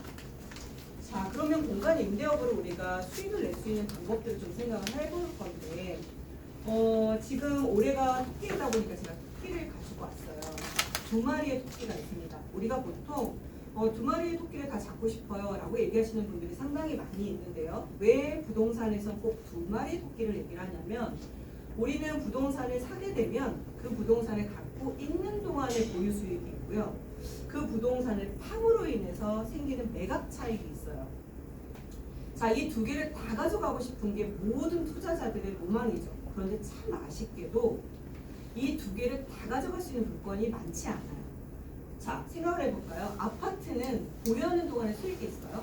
없어요. 철저하게 매각 차익형 물건이에요. 그럼에도 불구하고 왜 우리 어른들은 계속해서 아파트를 샀느냐면 성장의 시대였기 때문에 그랬어요. 자, 그러면 이제 아파트로는 더 이상 매각 차익을 엄청나게 과거처럼 누릴 수는 없어요. 자, 그래서 2010년도부터 갑자기 무슨 단어들이 나오기 시작을 하느냐면 공간임대업이라는 단어가 나오고 쉐어하우스라는 단어가 등장을 하고 또 게스트하우스라는 단어가 등장을 해요. 즉 아파트조차도 이제는 보유를 그냥 매각 차익을 떠나서 내가 집 한 채는 보유를 해야 되는데 은퇴를 하니까 돈이 없어요.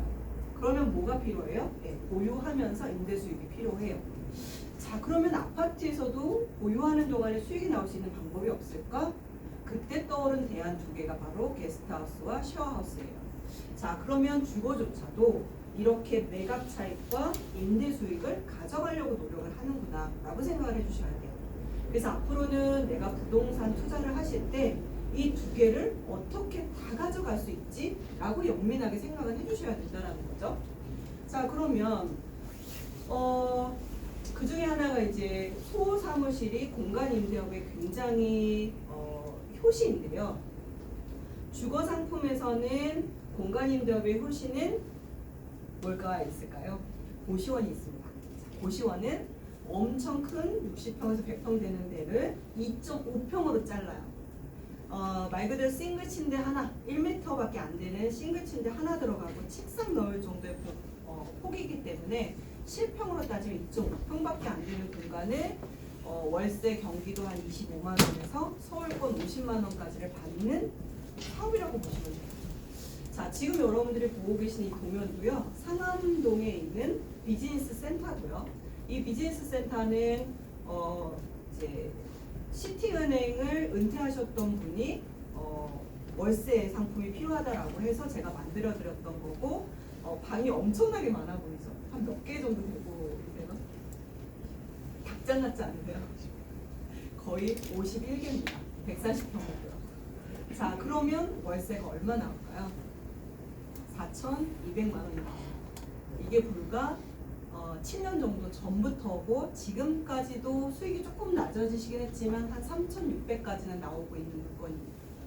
자, 그러니까 이 물건은 한 2년 반 정도면 자금이 다 회수되고도 남아요. 자, 근데 제가 아까 두 마리 토끼라고 했잖아요. 자, 이 비즈니스 센터는요, 월세가 막 2, 3천씩 나와요. 근데 매각하면 수익이 엄청날까요? 안 그래요. 수익형 부동산의 단점은 보유하는 동안에 수익이 많이 나와요. 근데 매각을 하면 매각 차익이 많이 나오지 않아요. 이유는 뭘까요? 지금 여러분들이 눈에 보이시는 이걸 시설을 해야 돼요. 그 시설 비용이 1억이 들어갔던 10억이 들어갔던 모든 자재는 감가상각이라는 게 됩니다. 매년 그 가치를 잃어버려요. 자, 그래서 10억 투자했던 게 10년 뒤에는 빵원이 되는 행위예요. 그러니 내가 엄청 앞으로 번 것 같지만 뒤로 살짝 또 좀 빠지는 게 있어요. 그건 우리가 인정을 해줘야 돼요. 그래서 두 마리 토끼를 잡는 게 좀 어렵죠. 자, 그런데 두 마리 토끼를 잡으려고 하면 어떻게 하면 돼요?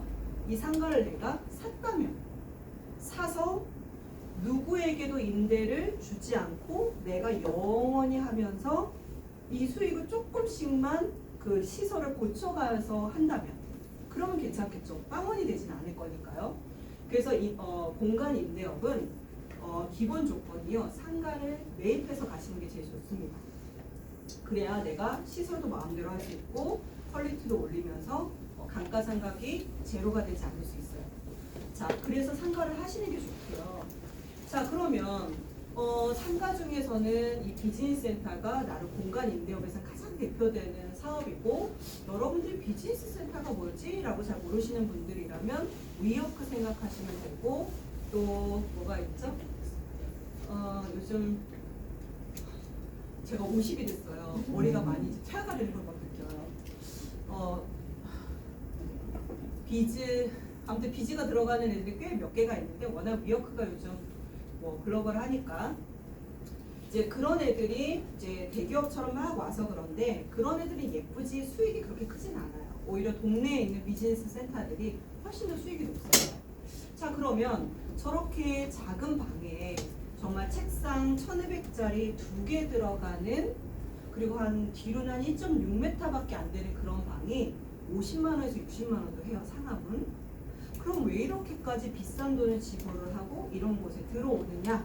네, 인터넷 쇼핑몰을 하는 사람들도 있고요, 작가 프리랜서도 있고요, 또 점점 많아지고 있는 1인 기업들도 있습니다. 지금 우리가 알고 있는 고시원은 2000년도에 컴퓨터가 붐을 일면서 게임 업체들이 막 생겨날 때, 혹은 스타트업 기업들이 생겨날 때, 와, 이거 내가 뭔가 밤을 새워서 일을 해야 되겠는데 집에 가기는 힘들고, 그래서 라꾸라꾸 침대 사다가 뒤에서 잠자다가 이래서는 안 되겠다라고 해서 생겨난 게 오피스텔이에요. 자, 그리고 그거보다 더 적게 가져간 게 고시원인 거예요. 자, 해서 항상 뭔가 시대를 반영을 해주는데요, 1인 기업들은 앞으로도 계속 많아질 수밖에 없습니다. 과거처럼 책상 부장님, 과장님 앞에 두고 직원들이 상주를 하는 뭐 한 10명, 20명 되는 기업들은 생각보다 앞으로는 쉽지 않을 거고요. 직원 1명에서 4명 정도 소규모로 움직이는 사람들의 사무실이 갈수록 각광을 받을 수밖에 없고, 또 그런 사무실들을 어떻게 공유 공간을 같이 쓰는 거예요. 팩스, 복사기, 정수기, 이 모든 비용을 n분의 1로 나눠서 내는 거라고 보시면 됩니다. 자, 그래서 공유 비즈니스는요, 이거는 단순히 짧은 테마가 아니고, 미국상 우리나라가 봤을 때 약 10년, 20년 정도 비즈니스상으로는 뒤처진다라는 평가를 받는데, 미국에서는 이게 80년도부터 시작이 됐던 비즈니스예요. 그러니까 우리나라는 아직도 과하게 가고 있지는 않기 때문에요, 앞으로도 갈 수 있는 사업일 수밖에 없다라고 생각을 해주시면 되고, 저는 이 비즈니스 센터를 2005년도부터 했어요. 일산에서 2개를 했고, 60평에 방 27개를 만들어서 3억 5천을 투자를 해서 월세가 1,100만 원이 나왔었어요. 그거를 한 800만 원 정도쯤 나왔을 때 약 한 7억 5천 정도에 매각을 했는데, 수익이 안 나와서 매각을 한 건 아니고요, 너무 귀찮아서 그냥 매각을 했어요. 저는 또 다른 사업을 하고 싶었기 때문에. 자, 그래서 그 후로부터 이 비즈니스 센터를 해달라는 고객분들에게 계속 이렇게 해드렸던 건데 이 사업은 앞으로도 나쁘진 않을 거예요. 제가 이 사업을 하라는 말씀이 아니라 공간 임대업이라고 하는 것에 대한 관심을 꾸준하게 가져주셨으면 좋겠다라고 하는 거고요. 앞으로도 이런 형태는 계속해서 일어날 거예요. 자, 그러면 생각을 해보죠. 제가 아까 두 마리 토끼를 계속 가져가야 된다고 했어요. 난 부동산을 어떻게든 하나 살 거예요. 그게 상가를 사던 지산을 사던 뭐 뭔가를 사시던 이 부동산에서 얻는 수익이 하나이기만 하면 참 재미없을 거예요. 6차 산업이라고 하는 단어가 있습니다. 혹시 들어보신 적 있으신가요? 6차 산업? 자, 6차 산업은 뭐냐면 혹시 포천에 가시면 허브랜드라고 있어요. 포천 허브랜드가 있는데 이게 바로 6차 산업의 가장 대표적인 예예요. 뭘까요? 자, 이 노부부가 너무 건강이 안 좋아서 그냥 빈 땅을 일궈서 허브를 심기 시작을 했어요. 자, 이건 농사죠. 그러니까 1차 산업이에요. 자, 그런데 그걸 가공을 해서 비누와 향수로 팔기 시작을 했어요. 자, 이건 가공이니까 2차 산업이죠. 그러면 내가 허브를 키워서 하는 수익과 그걸 다시 제품으로 만들었으니까 수익이 하나 더 늘었어요. 판매 수익과 가공 수익. 자, 근데 그렇게 예쁘게 만들었더니 사람들이 보러 와요. 입장료가 또 생겼어요. 입장료를 많이 받다 보니까 음료를 팔고 싶어요. 카페를 만들었어요. 카페를 만들었더니 사람들이 자고 가고 싶대요. 펜션을 만들어요. 자, 이게 바로 6차 산업이에요. 그러니까 내가 아이템이 되는 걸 하나를 만들어 놓고 그 아이템에서 부가적인 수익들을 계속 만드는 것. 이게 요즘의 사업의 핵심이라고 보시면 되고요. 그런 의미에서 우리는 어떻게 해야 된다? 부동산도 똑같이 움직이셔야 돼요. 하나의 시스템이 나오면 이걸 가지고 계속해서 부가적인 수익을 낼 수 있는 게 뭘까라고 생각을 하시면 되는 거고요. 저희 MD 캠퍼스가 지금 계속 준비를 하고 지향을 해가는 건 뭐냐면 법인을 하나를 만들었는데 부동산 투자만 하는 게 아니라 이걸 가지고 계속해서 그런 부가 수익들을 만들면서 더 수익을 극대화할 수 있는 것들이 뭘까라는 거예요. 그래서 그런 아이템들을 찾아서 저희가 제시를 해드릴 거고 그 아이템들을 잘 따라와 주시면 훨씬 더 내 재산을 좀 빠르게 늘리실 수 있는 방법이 되실 거예요. 자, 상가를 여러분들이 하나를 샀다라고 가정을 해볼게요. 자, 그러면 상가에서는 당연히 매각을 차익을 누리실 수 있겠죠. 그러니까 우리가 사는 걸 거고요. 자, 그럼 상가를 보유하는 동안에 내가 임대료가 발생을 해야 될 건데 소사무실을 만약에 운영을 하시게 되면 임대 수익이 나올 거예요. 그런데 아까처럼 140평에 과하게 임대를 하지 않으셔도 돼요. 보통 이런 경우에요. 저희가 비상주라고 있어요. 상주가 있고 비상주가 있는데 이 단어를 들어본 적 있으신가요? 없으세요? 자, 여러분들이 앞으로 법인 사업자를 하나 내고 싶으실 텐데 내고 싶으신 분? 제가 강의를 잘 못했군요. 내고 싶으셔야 돼요. 자, 그러면 법인 사업자를 내려고 하는데 제가 그 사업장의 주소지가 필요하겠죠. 자, 그러면 저는 뭘 해야 돼요? 사업장을 빌려야 돼요. 자, 근데 실체가 이렇게 있는 곳을 상주 사무실이라고 하고요. 아까 보셨던 그런 위워크나 이런 사무실을 가보시면 비상주라고 있어요. 내가 거주를 하지는 않는데 사업자는 갖다 놓을 수 있는 게 비상주예요. 그래서 제가 아까 그 일산에서 60평에 방 27개를 만들어 놓고 1,100만 원까지 수익을 찍을 수 있었던 건 임대료, 즉 27개의 방에서는 800만 원 정도가 임대료가 나와요. 그럼 나머지 400은 어디서 나온 걸까요? 이게 비상주예요. 사업자를 제가 그때 56개까지 늘렸다가 46개 정도를 유지를 했으니까 이 비상주는 내가 주소지만 갖다 놓으면 내가 사업자도 나올 수 있는 거고 명함도 나올 수 있는 거예요. 우편물도 받아볼 수 있고요. 그래서 이 비상주 서비스는요, 소사무실의 핵심이라고 보시면 돼요. 자, 그러면 내가 사무실을 하나를 임대를 내보내는 게 아니고요. 그 주소지를 그렇게 넣으면 몇 개까지도 가능해요. 다만 실평이 한 10평이에요. 근데 거기 사업자가 100명인 거예요. 그럼 세무서에서는 어떻게 볼까요? 야, 도대체 10평 안에 100명이 어떻게 들어가 있는 건데, 그래서 적어도 한 뭐 2제곱미터라든지 이런 한정을 조금 져줘요. 그래서 적당한 면적을 갖고 계시는 게 좋고요. 그래서 저도 경매물건으로 파주 지역에 정말 상권은 정말 좋지 않은데 경매로 면적만 넓은 애들을 사서 그렇게 작게 운영을 하기도 하거든요. 그래서 여러분들이 내가 사무실을 운영을 할 때 부가 수익을 낼 수 있는 키포인트가 비상주다라는 것도 하나 알아두시면 좋고요. 자, 그래서 제가 임대 서비스 임대료 말고도 비상주로 400을 더 받았을 때니까 그렇게 이해해 주시면 되고, 그럼 내가 상가 하나를 지산에 사던 상가를 사던 임대 수익을 받아요. 자, 그러면 비상주를 거기다 더 받아도 된다는 거예요. 자, 근데 그 비상주를 받을 때 말 그대로 뭔가 쇼핑몰과 관련된 또 다른 사업자를 또 운영을 하면 좋겠죠. 왜냐? 그런 사람들이 쇼핑몰을 하시는 분들이 많으니까요. 자, 그래서 MD 캠퍼스에서 지금 협업이 되어 있는 회사 중에 하나가 자동화된 인터넷 쇼핑몰이에요. 아마 그 보신 분들도 있을 수 있을 텐데, 저희가 보통 이런 인터넷 쇼핑몰들은 물품이 많아야 돼요. 물품이 많아야지만 검색이 돼서 그 물품을 구매할 수 있는 확률이 늘어나는 건데, 그 물품들을 자동적으로 입력해주는 시스템이라고 보시면 돼요. 그래서 그런 자동화 인터넷 쇼핑몰을 대행해주는 회사가 있는 거고, 거기에 5,500 정도를 부가세를 포함해서 투자를 하시면 10개 정도의 사업자가 만들어지는 거죠. 인터넷 쇼핑몰이 만들어지는 거고, 그 운영 수익이 내 법인으로 들어오는 거예요. 물론 사업이기 때문에 100% 장담을 할 수는 없지만, 그래도 보수적으로 아주 적더라도 한 100에서 월 500 정도의 수익이 나올 수 있도록 지금 검증이 돼서 가고 있고요. 또 이미 시작하고 계신 분들이 있기 때문에 이것도 관심이 있으시다면 내 법인에서 추가로 한번 해보셔도 좋을 것 같아요. 자, 이것까지 나는 좀 어려워서 못하겠어요 라고 하면 소사무실 정도로만 하셔도 되고, 이런 인터넷 쇼핑몰을 빌리고자 하는 사람에게 내 사업자만 빌려주셔도 돼요. 왜냐? 어차피 이 인터넷 쇼핑몰을 하려면 10개의 사업자가 만들어져야 되기 때문에 10개의 사업자가 그렇게 똑같이 저희를 빌려서 써야 되는 거거든요. 자, 그러면 부가적인 이득이 하나 더 늘었어요. 자, 그 다음에 수익이 더 극대화 보고 싶어요. 자, 그러면 아까 기본적으로 상가를 임대를 하나를 줬고요. 그 다음에 비상주 사무실로 임대 수익을 하나 더 돌릴 수 있고요. 그 다음에 이제 갤러리를 운영해 볼 수도 있어요.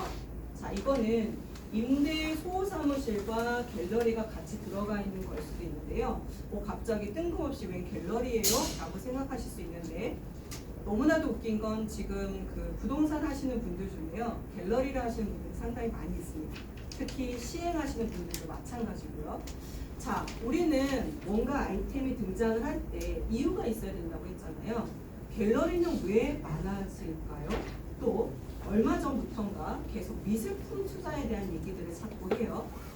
왜 미술품은 얘기가 자꾸 거론이 되고 있는가예요. 그 퀘스천을 찾으셔야 돼요.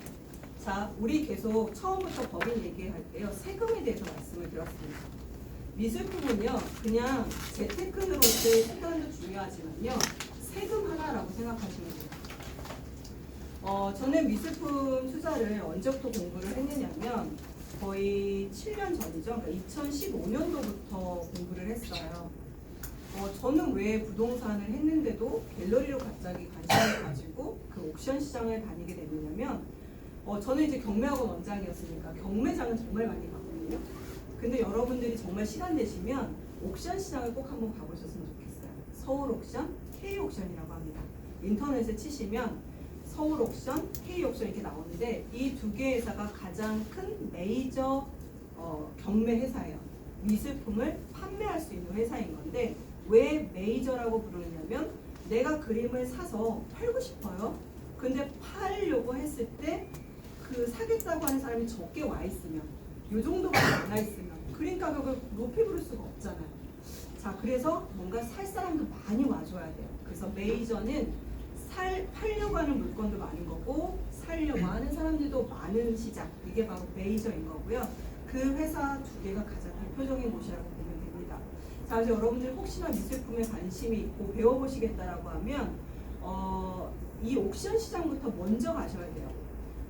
어떤 애가 팔리는지를 보셔야 되고, 어떤 가격에 팔리는지를 먼저 확인하시고 갤러리, 전시 같은 데를 가셔야지, 그냥 갤러리를 막 찾아다니기 시작하시면 이거는 정말 시작을 할 수가 없어요. 자, 그러면 미술품 투자는 왜 하고 있느냐, 사람들이. 자, 부자 중에는 이미 3명 중에 1명이 하고 있는 대체 투자예요. 자, 미세분 투자 해보시는 줄 알았어요. 한 분이시네요. 우리 여기서 부자는 한 분이시니까요. 자, 우리 가급적이면 돈이 있든 없든 좀 준비를 하자라고 말씀드리는 게 그겁니다. 저도 왜 미술품 투자를 관심을 갖게 됐냐면 제가 아는 친구가 상당히 부자예요. 삼성동에 살아요.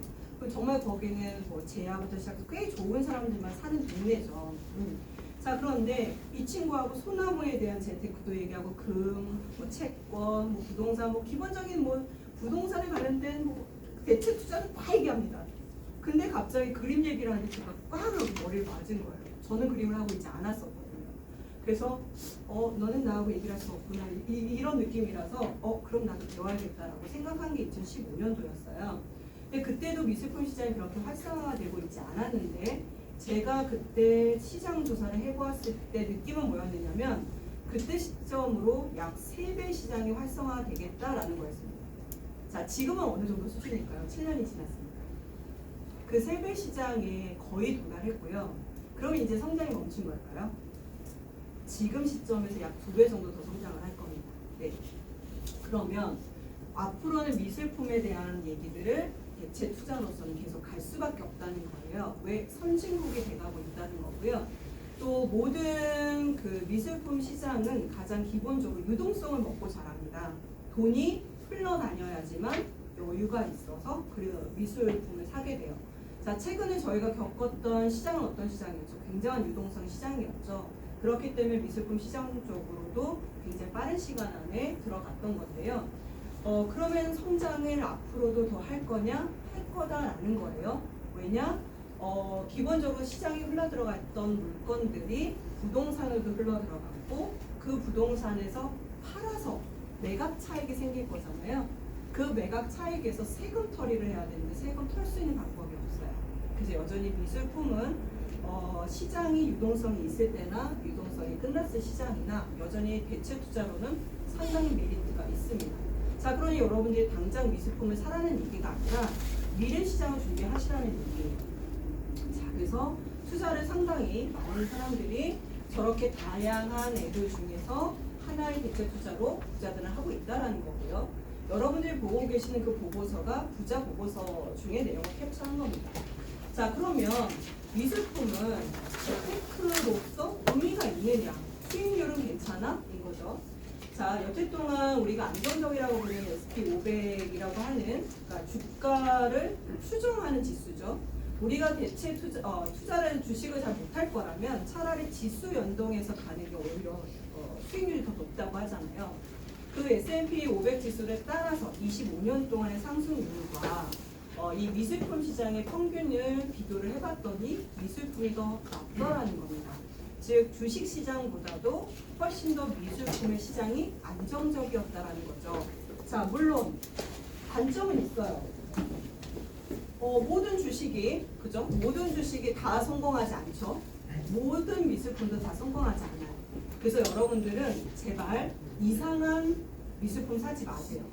그래서 제가 아까 옥션을 가시라는 이유가 그 2개의 옥션 시장에서요. 우리나라의 미술품 협회에 등록되어 있는 사람이 10만 명이 넘어요. 작가들이. 자, 그런데 이 2개의 옥션 시장에서 거래되고 있는 작가가 몇 명인지 아세요? 70명이 안 돼요. 그만큼 검증된 사람들만 그림이 사고 팔린다라는 겁니다. 그래서 이 옥션 시장에서 팔리는 사람들을 우리가 알고 있는 삼성 주식이라고 생각하시면 돼요. 이미 검증이 된 사람입니다. 물론 검증이 됐기 때문에 상승 시기가 이미 지나서 많이 올라 있는 경우는 있어요.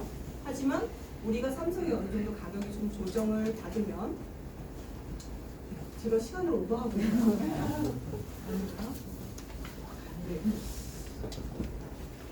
속도 괜찮으신가요? 네. 재미는 있으세요? 네. 다행이에요. 저 목 상태가 지금 조금 좋지 않아가지고 자, 그래서 검증된 작가들만을 꼭 하셨으면 좋겠고 모든 재테크는 제발 미리 공부하시라는 겁니다. 제가 언제부터 했다고요? 2015년이니까 벌써 7년 전인데 첫 그림을 언제 샀느냐면 그로부터 3년 뒤에 샀어요. 제가 경매를 2009년도에 처음으로 배웠는데 이제 디자이너로 활동을 하다가 2009년도에 경매를 배웠고 첫 경매 물건 낙찰받은 게 그로부터 1년 반 뒤에 낙찰을 받았어요. 지금도 경매하시는 분들에게요 3개월 안에는 낙찰받지 말라고 말씀드려요. 아직은 내가 경매에 대해서 경험도 없는 사람들이 덜컥덜컥 사시는 경우들이 있어요. 그러지 말라는 거죠. 그래서 우리는 항상 그 나보다 앞서간 사람들의 멘토가 필요해요. 그래서 좋은 멘토들을 찾으셔야 하고 미술품도 마찬가지예요. 근데 어쨌든 수익률 상으로는 꽤 괜찮다라는 거죠. 다만 이건 메이저 작가들일 때예요. 검증이 된 것만. 자, 그래서 미술품 투자를 하실 때 가급적이면 메이저로 하시는 게 좋은데 수익률은 엄청나요. 솔직히는 이 메이저 작가들은. 그런데 토지 투자하고 좀 비슷한 성격이 있습니다. 토지는요 꾸준하게 오르지 않아요. 왜? 누가 사주지 않거든. 나만 가격이 높아졌다고 공시지가만 높아졌다고 주장을 하는 것이지 아무도 안 사주면 그 가격을 인정을 못 받아요. 그런데 이상하게 토지 시장은 10년마다 한 번씩 시기가 옵니다. 그래서 한 번 오르면요 그 가격이 10년 동안 유지가 돼요. 그 얘기는 뭐예요? 언젠가치 길게 가면 내 자산이 점퍼하는 건 맞는데 그 시기를 놓치면 내가 투자를 안 하니만 못한 상황이 와요. 그래서 미술품 투자도 좀 여유로운 자금을 가지고 움직이시는 게 맞고요. 장기적인 입장에서 놓고 보면 훨씬 주식시장보다 안정적으로 올라가는 건 맞습니다. 자, 그래서 미술품 시장은 우리가 알고 있는 이 4개의 작가 이름만 좀 기억하셔도 괜찮아요. 자, 김한기, 박소고, 이완, 김창렬 들어본 적 있으신가요? 모르세요? 자, 들어봤다는 얘기는 그만큼 유명하다는 얘기고 검증됐다는 얘기겠죠. 자, 그런데 우리가 그림을 볼 때 하나 조심하셔야 될 게 뭐냐면 저 사람들의 작품이요. 예를 들자면 이 TV만한 김한기의 작품 저 옆에 보면 그 파란 색깔이 있는데요. 예, 이만한 크기가 얼마 정도 할까요? 현재 한번 불러봐 주세요. 마음껏 돈 달라고 하지 않을 거예요. 사지 않으셔도 돼요. 얼마 정도? 응? 안 때려요. 얘기하셔도 돼요. 우리 대략 70억. 네. 70억이 2년 전에. 네. 지금은 140억에 거래가 됐어요. 미국에 있는 거래한테 이제 회사 그 대표가 사가셨는데 작은 불과 2년 전에는 제가 K옥션이었던 걸로 기억하는데 이게 65억 8천엔가에 낙찰되는 현장에 제가 있었거든요. 시작가는 40억이었는데 65억 그렇게 굴릴 때 계속 고가는 말처럼 올라갈 때 60 얼마에 낙찰이 되고 정말 다 기립박수를 쳤어요. 왜냐하면 우리나라 옥션 경매상 가장 높은 거래가였거든요. 자, 그럼 왜 이렇게까지 금액이 막 뛰는 걸까요? 항상 그림을 볼 때는요 이거 하나만 기억하셔야 돼요. 딱 봤을 때 저 사람이어야 해요. 누가 봐도 이완 작품 같네. 이건 물방울이 무조건 김창렬 같네. 누가 봐도 그 사람이 시그니처 하나가 있어야 되는 게 맞고요. 두 번째, 폰타나라고 하는 굉장히 유명한 작가 하나가 있는데요. 빈 종이에다가 칼로 하나만 딱 그어놓은 거 혹시 본 적 있으세요? 자, 그 그림이 몇 천억을 해요. 누구라도 그 얘기를 하죠. 런던알로 그림 한 번만 찢었더니 3천억이네? 그죠? 그럼 우리 얘한테 가서 계속 그렇게 하라고 하겠다. 자, 이거는 왜 그런 가치를 받느냐면 여태 동안 그림은 평면이에요. 2차원 정도 평면인데 거기에 공간을 만드는 행위였어요. 즉 앞에 이면적인 애들을 3차원적인 공간으로 처음 제시를 한 작품이었다는 거죠. 피카소 작품도 왜 유명한 거예요? 사람이 정면일 때 그림 하나, 측면일 때 하나여야 되는데 이 사람은 어떻게 했어요? 그 두 개를 합쳤죠. 합쳐서 이상한 그림 자화상 하나 만들었잖아요. 얘도 3차원 그림의 첫 표시였기 때문에 그래요. 그래서 뭔가 미술자적으로 의의를 하나 가지는 애들은 가격이 기하급수적으로 올라갑니다. 자, 그러니 우리도 부동산 강남에 있는 거 사고 싶어 하잖아요. 왜요? 강남구는 바둑판 모양으로 시가지를 계획해서 만들었고 그 안에 16개의 지하철역이 있고 노선이 6개가 지나가며 앞으로도 모든 상업시설의 중심이 될 거기 때문인 거잖아요. 앞으로 그와 같은 지구 단위 계획을 서울시 내에서 할 수 있는 데가 없어요. 자, 그러니 대체가 없는 거잖아요. 똑같습니다. 그래서 여러분들이 그런 작품을 내가 찾아 나서는 여정이라고 생각을 하시면 되고, 그림 가격이 낮았을 때부터 투자를 해놓으시면 굉장히 금액이 올라가실 수 있어요. 자, 그래서 여러분들이 미술품 투자를 하시는 건 짧게 여기지 않고 길게만 가져가신다면 얼마든지 좋은 행위인 거고요. 자, 그러면 그림이 좋은 건 알겠는데 아까 세금 얘기 하셨는데 세금상 이득이 뭔가요? 자, 일단 취득세가 없어요. 우리가 부동산을 살 때는 취득세가 필요하죠. 1.1%부터 최대 3주택자까지는 11%, 얼마 전에 좀 낮춰줘서 8%까지 세금을 내야 돼요. 근데 미술품은 취득세가 없습니다. 자, 두 번째, 보유세 없어요. 재산세가 없다는 겁니다. 자, 그 다음 가장 많이 매기는 게 양도세라고 했는데, 양도세는 살아있는 작가와 돌아가신 작가를 기준으로 잡아주세요. 자, 살아있는 사람은 뭐가 없다? 얼마에 팔아도 세금이 없어요. 자, 이런 제도가 왜 나오는 걸까요? 우리는 항상 이게 왜 이래요? 라는 게 더 중요하다고 했잖아요. 미술품은 왜 취득세가 없고 보유세가 없고 양도세가 살아있는 작가에게서는 없어요? 미술품이기 때문에 그래요. 미술은, 예술은 우리가 지향을 해야 되는 산업군이래요. 근데 이 사람들이 평생 배고파요. 그래서 그림을 그릴 수 있도록 지원해주는 지원책입니다. 자, 그래서 작가들을 예술품은 얼마든지 지원할 수 있도록 도와주는 거고, 큰 건물을 지으면 그 건물의 일부로 건축비 중에 한 2%를 들여서 이상한 조각상 하나 세워놓죠. 그것도 다 후원이라고 보시면 돼요. 자, 그럼 우리는 그런 상황을 잘 이용해야 되겠죠. 재테크적으로도 의미가 있는데 세금이 없어? 이거예요. 자, 근데 신기하지 않아요? 미술인들을 도와준다는 취지는 이해가 돼요. 근데 왜 이렇게까지 세금이 약하냐는 거예요. 계속 부자들만 하기 때문에 그렇습니다. 부자들이 하는 건 세금을 건드릴 이유가 없죠. 자, 근데 지금 제가 시장이 3배가 커질 거라고 얘기를 했잖아요. 그리고 앞으로도 2배가 커질 거라고 했는데, 그러면 이제 서민들 층이 와야지만 이 시장이 커지는 거예요. 일반인들이. 그럼 앞으로 세금은 어떻게 될까요? 조금 더 강화될 수 있겠죠. 그러니까 가급적이면 세금이 프리할 때부터 하시는 게 좋습니다. 자, 생존 작가는 그래서 양도세가 없어요. 자, 그 다음에 이 작가가 돌아가시게 되면 그 다음부터는 더 이상 작품을 만들 수 없는 리미티드 제품이 되기 때문에 가격이 엄청 올라가 버립니다. 자, 우리 아까 메이저 작가 있었잖아요. 자, 이분들 중에 이제 박서보라고 하시는 분이 있는데, 이분이 지금 한 80 몇 세세요. 그리고 지병을 한번 또 앓으신 상태라 미술계 쪽에서는 정말 죄송하지만 이제 곧 돌아가실 거다라고 예상을 하고 있기 때문에 5년 안에 돌아가실 것으로 보기 때문에 이 그림을 매집을 하고 풀지 않습니다. 그죠? 다만 아까 이건 있겠죠. 세금을 내가 안 내고 빨리 팔 거냐? 아니면 돌아가신 후에는 양도세가 있다고 했는데 그냥 갖고 있을 거냐? 자, 그런데 갖고 있으셔도 괜찮아요. 자, 계산 한번 해볼까요? 자, 돌아가신 후에 그림값이 막 올랐어요. 자, 근데 그게 양도 차익이 6천만 원 이상이 될 거예요. 몇 억씩 될 거니까.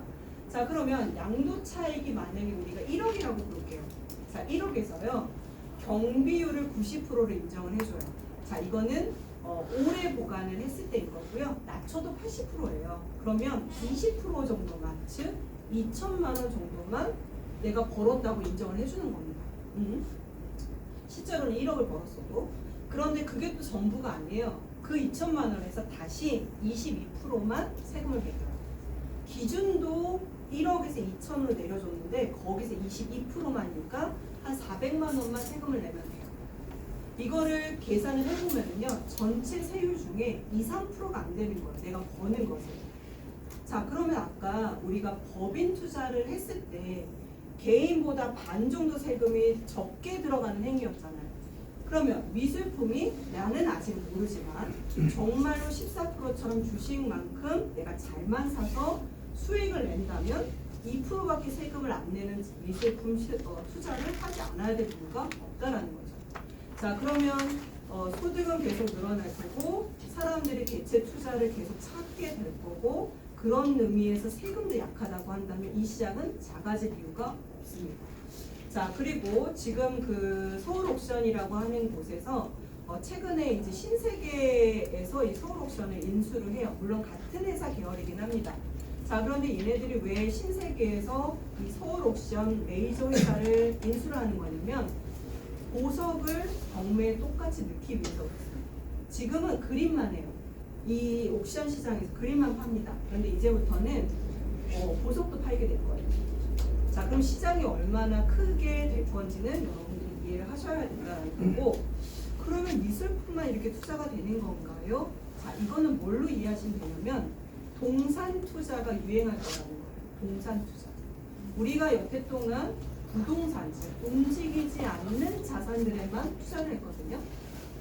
근데 움직이는데 자산 가치가 있어. 그게 가장 대표적인 게 자동차입니다. 그런데 하늘을 날아가, 그럼 비행기인 거고, 바다를 가, 그럼 선박인 건데요. 그 중에서도 동산으로 취급이 되는 것들이 고가 악기들, 보석류들, 와인, 혹은 요즘은 뭐 스피커까지도. 자, 요즘은 그래서 법인들이요 스피커를 사요. 악기도 사고요. 자, 그거 세금 절세하기 되게 좋습니다. 악기 요 칼 하나만으로 2억짜리가 되거든요. 근데 이게 2억짜리인지 200만 원짜리인지 어떻게 알 거냐면 그거 세금 처리 2억 하면 되는 거잖아요. 네, 요건 좀.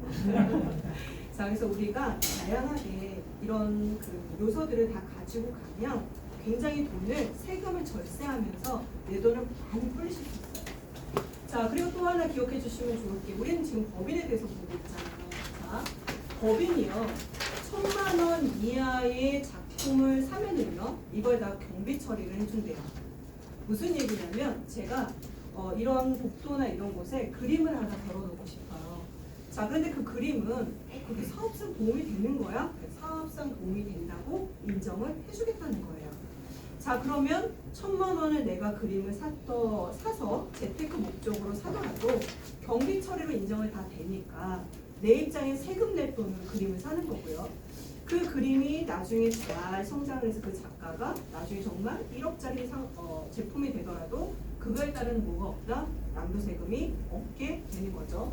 물론 법인은 회사 자산으로 사온 것이기 때문에 매도할 때 이슈는 있습니다. 근데 어찌됐든 경비 처리는 된다라는 거고요.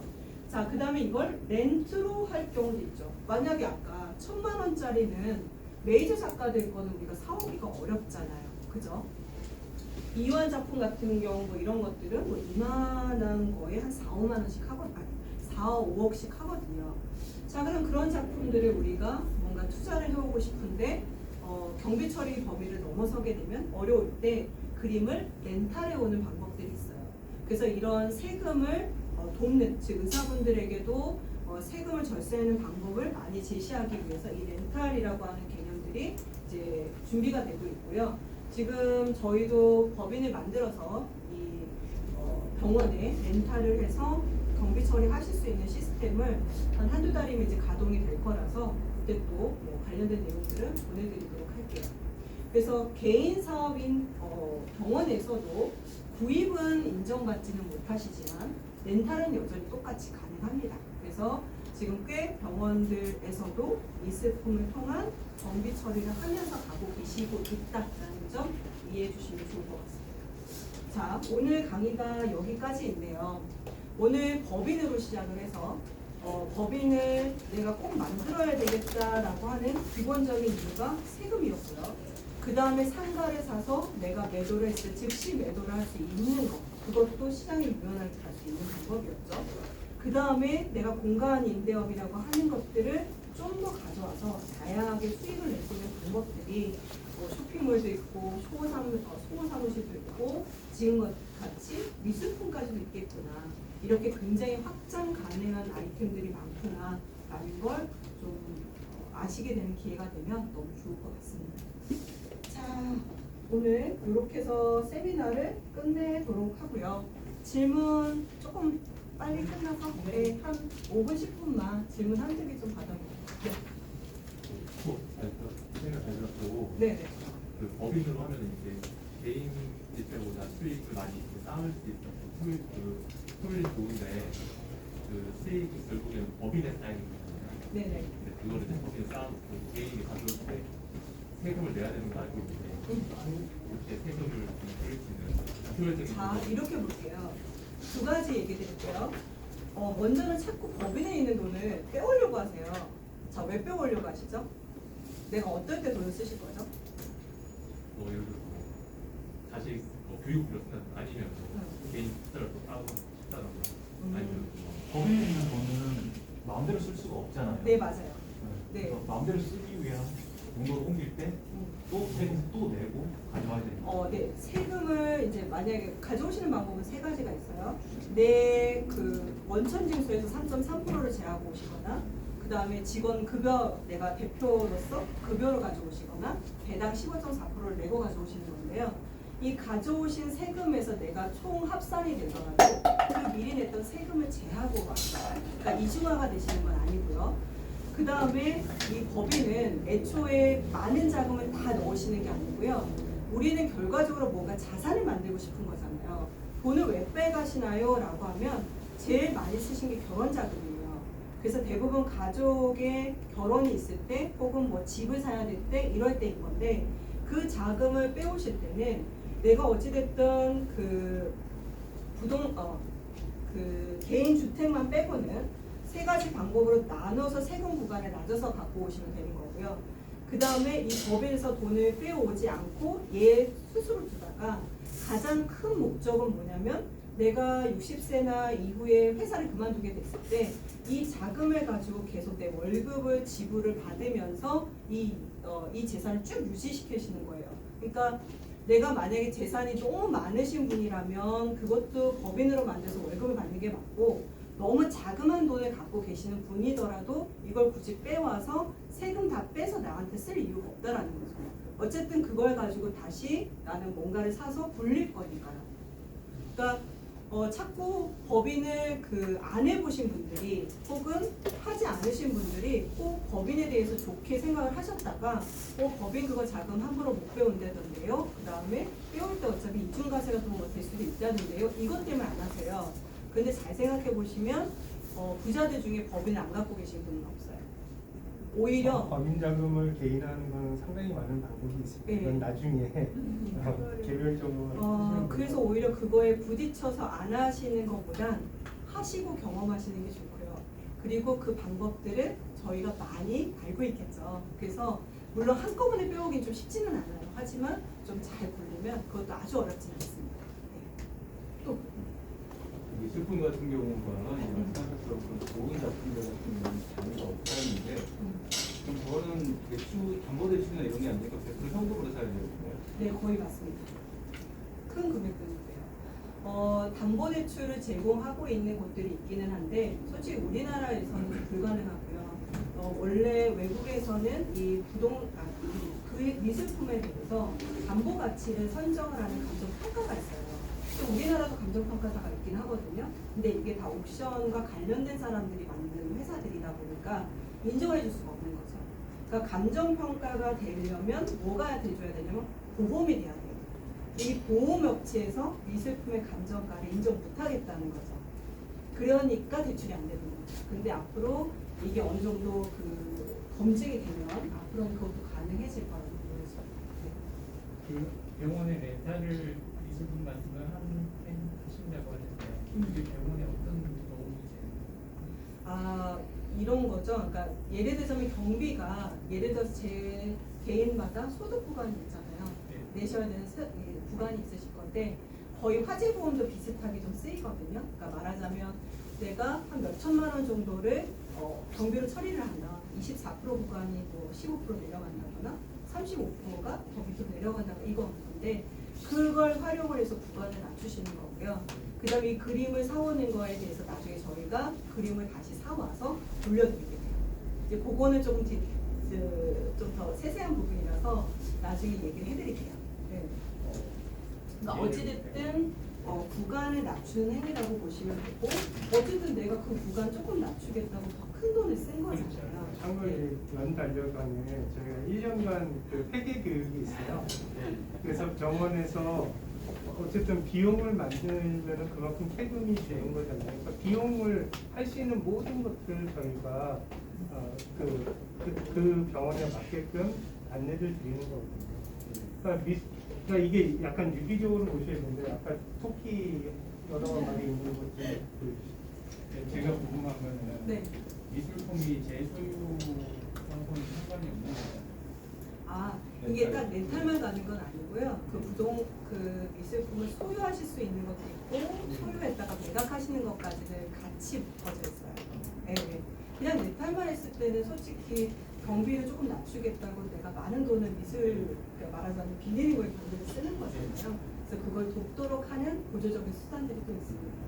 그러니까 대다수 원장님들이 이제 MSO는 들어오셨죠. 병원 경영 지원법인 형태로 해서 법인을 하나 만들어서 우리 병원과 거래를 해서 어떻게든 비용을 만드는데 나중에 다 문제가 되거든요. 그러니까 MSO 형태로 하는 거는 사실은 훨씬 더 어려운 부분인데 원장님들이 너무나 쉽게 생각하시고 자기 가족 명의로 법인 만들어서 병원에 비용 처리하는 형태가 있는데 그런 식으로 직접적으로 거래하면 이제 성신고 사업자들은 주요 매입처들이 다 한 번 더 검증이 되거든요. 그래서 그런 식으로 하시는 건 훨씬 더 위험하기 때문에 저희가 저희 주변 원장님들 가능하면 전혀 다른 가족법인을 하나 만들고 그 가족법인 자체가 자동화된 수익 모델로서 돌아갈 수 있는 여러 가지 수익 모델을 설계를 해드리는 것 중에 이런 여러 가지 것들이 이제 이건 예시고 훨씬 더 많습니다.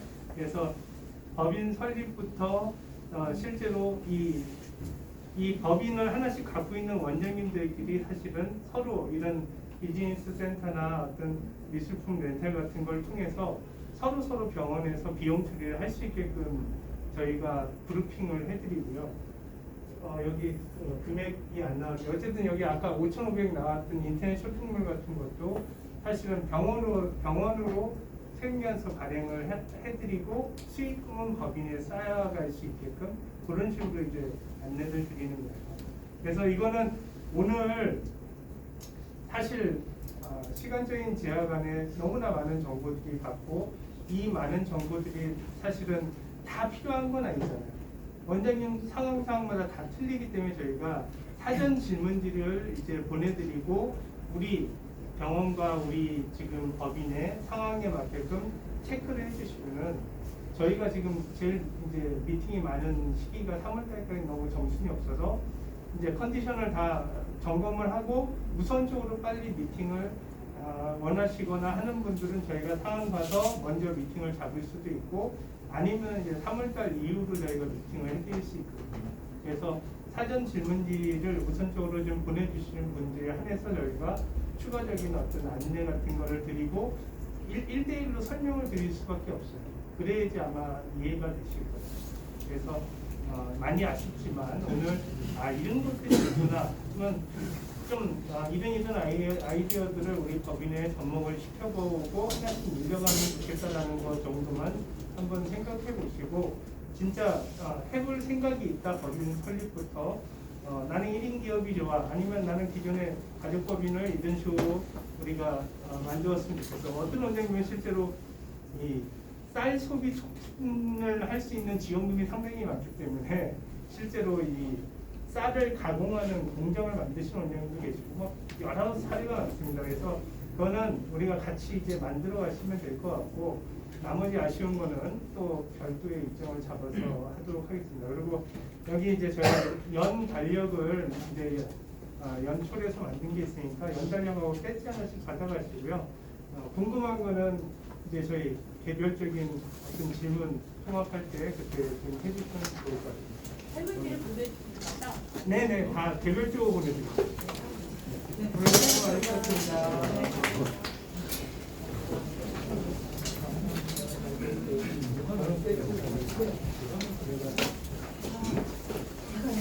주요 곳이 가능하고요. 요즘은 두번지가 있는 곳에서만도 해결을 하는데 약간 합의잡이라고 해서 그러니까 사무실을 필요로 하시는 인터넷 쇼핑몰을 필요로 하거나 일하신 분들이 와서 소식처럼 빼시는 분들이 있어요. 약간 그런 식으로 운영에서는 다른 종류예요. 좋은 보고를 감사합니다. 최근 우리 기업들이 많아서 신도시 쪽으로는 신도시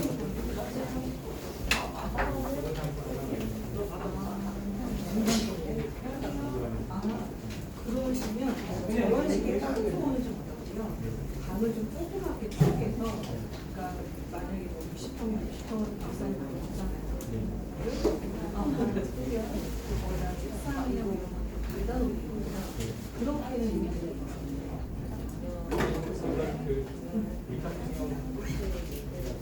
아, 네, 그런 거를 또 개발도 해드려요. 근데 이제 먼저는 여기로 주시면 저는 그게 관심이 있어요. 라고 해서 적어주시면 제가 이제 전화해서 한번 여쭤보게요.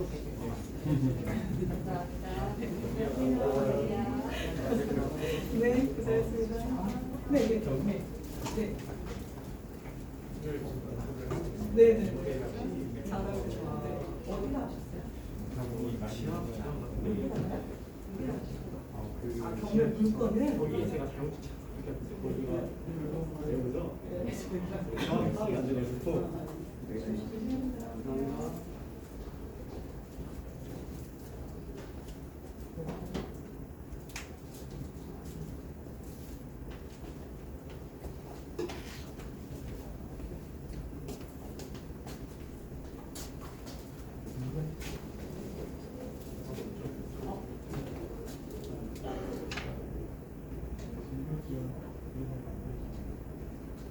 방언 경영지역구나. 왜냐면 그 주요 메이저가 특정 법인하고 되고 특정 법인이 특수관계에 있는 거라 지금은 시간이 오래 걸리는 거 아시죠? 저 짜고 치는 모습이 되니까 네, 제가 어쨌든 시간을 세관형을 걸어도 끼고 볼 수밖에 없잖아요. 2022 타경 167 말도 안 되는 소리죠. 그거는 안 걸릴 수 있는 방법이 있는데 집에 가니까 원장님들이 쓰리 쿠션만 돌려도 되는 거. 2022 타경 거래하는 법인이 다른 특수관계인이 하는 법인이 아니면은 사실은 아니 그러니까 디테일이 좀 필요한 작업이고 근데 그거를 뭐 와이프를 해놓고 뭐 이렇게 하시면 됩니다. 이건 너무 무책임한 것 같아요. 세무조사가 그렇게 쉽게 끝나지 않아요. 엄청 괴롭혀요. 나쁘진 않아요. 예를 들어서 이거는 공유물 매수 신청이 들어왔는데 그러니까 이거는 우리가 다른 100%할 수는 없잖아요. 우리 할 수 있는 최선을 통해서 80%를 안 나오게끔 하고 나오면 그냥 가지는 않으니까 얘네들이. 그러면 병원하고 법인이 둘 다 하시면 상당히 큰 손실이 있잖아요. 그래서 이왕이면은 우리가 그런 부분들을 하기 위해서는 사실 재무 관리를 잘해야 되고 되게 저희 수업 들으시고 이 안에 일정이 있으니까 회계 수업을 들으셔야 돼요. 그래서 재무 관리를 어떻게 하느냐에 따라서 사실은 안 걸릴 수도 있는 거죠. 둘이 같이 한다 해도. 근데 이 거의 대부분 투명하게 이 거래 내역을 못 만드는 경우가 많아서 나중에 그 사이즈 쌓여서 국세청에 초청장을 보내는 행위가 돼요. 네. 아이고. 보통은 법인 안에 지점을 여러 개 사업자를 낼 수가 있어요. 하나의 여러 가지 모든 걸 할 수 있다.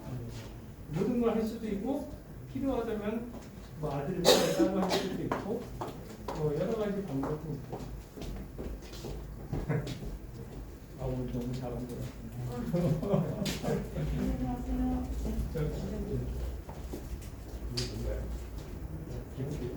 그냥 저희 회사 배치 만드는 거.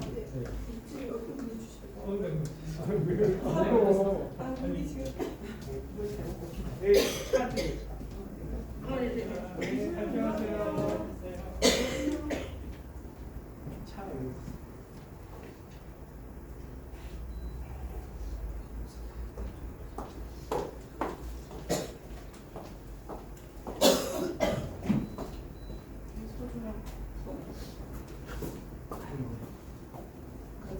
야, 목이 안 좋은데 강의를 이렇게 잘해?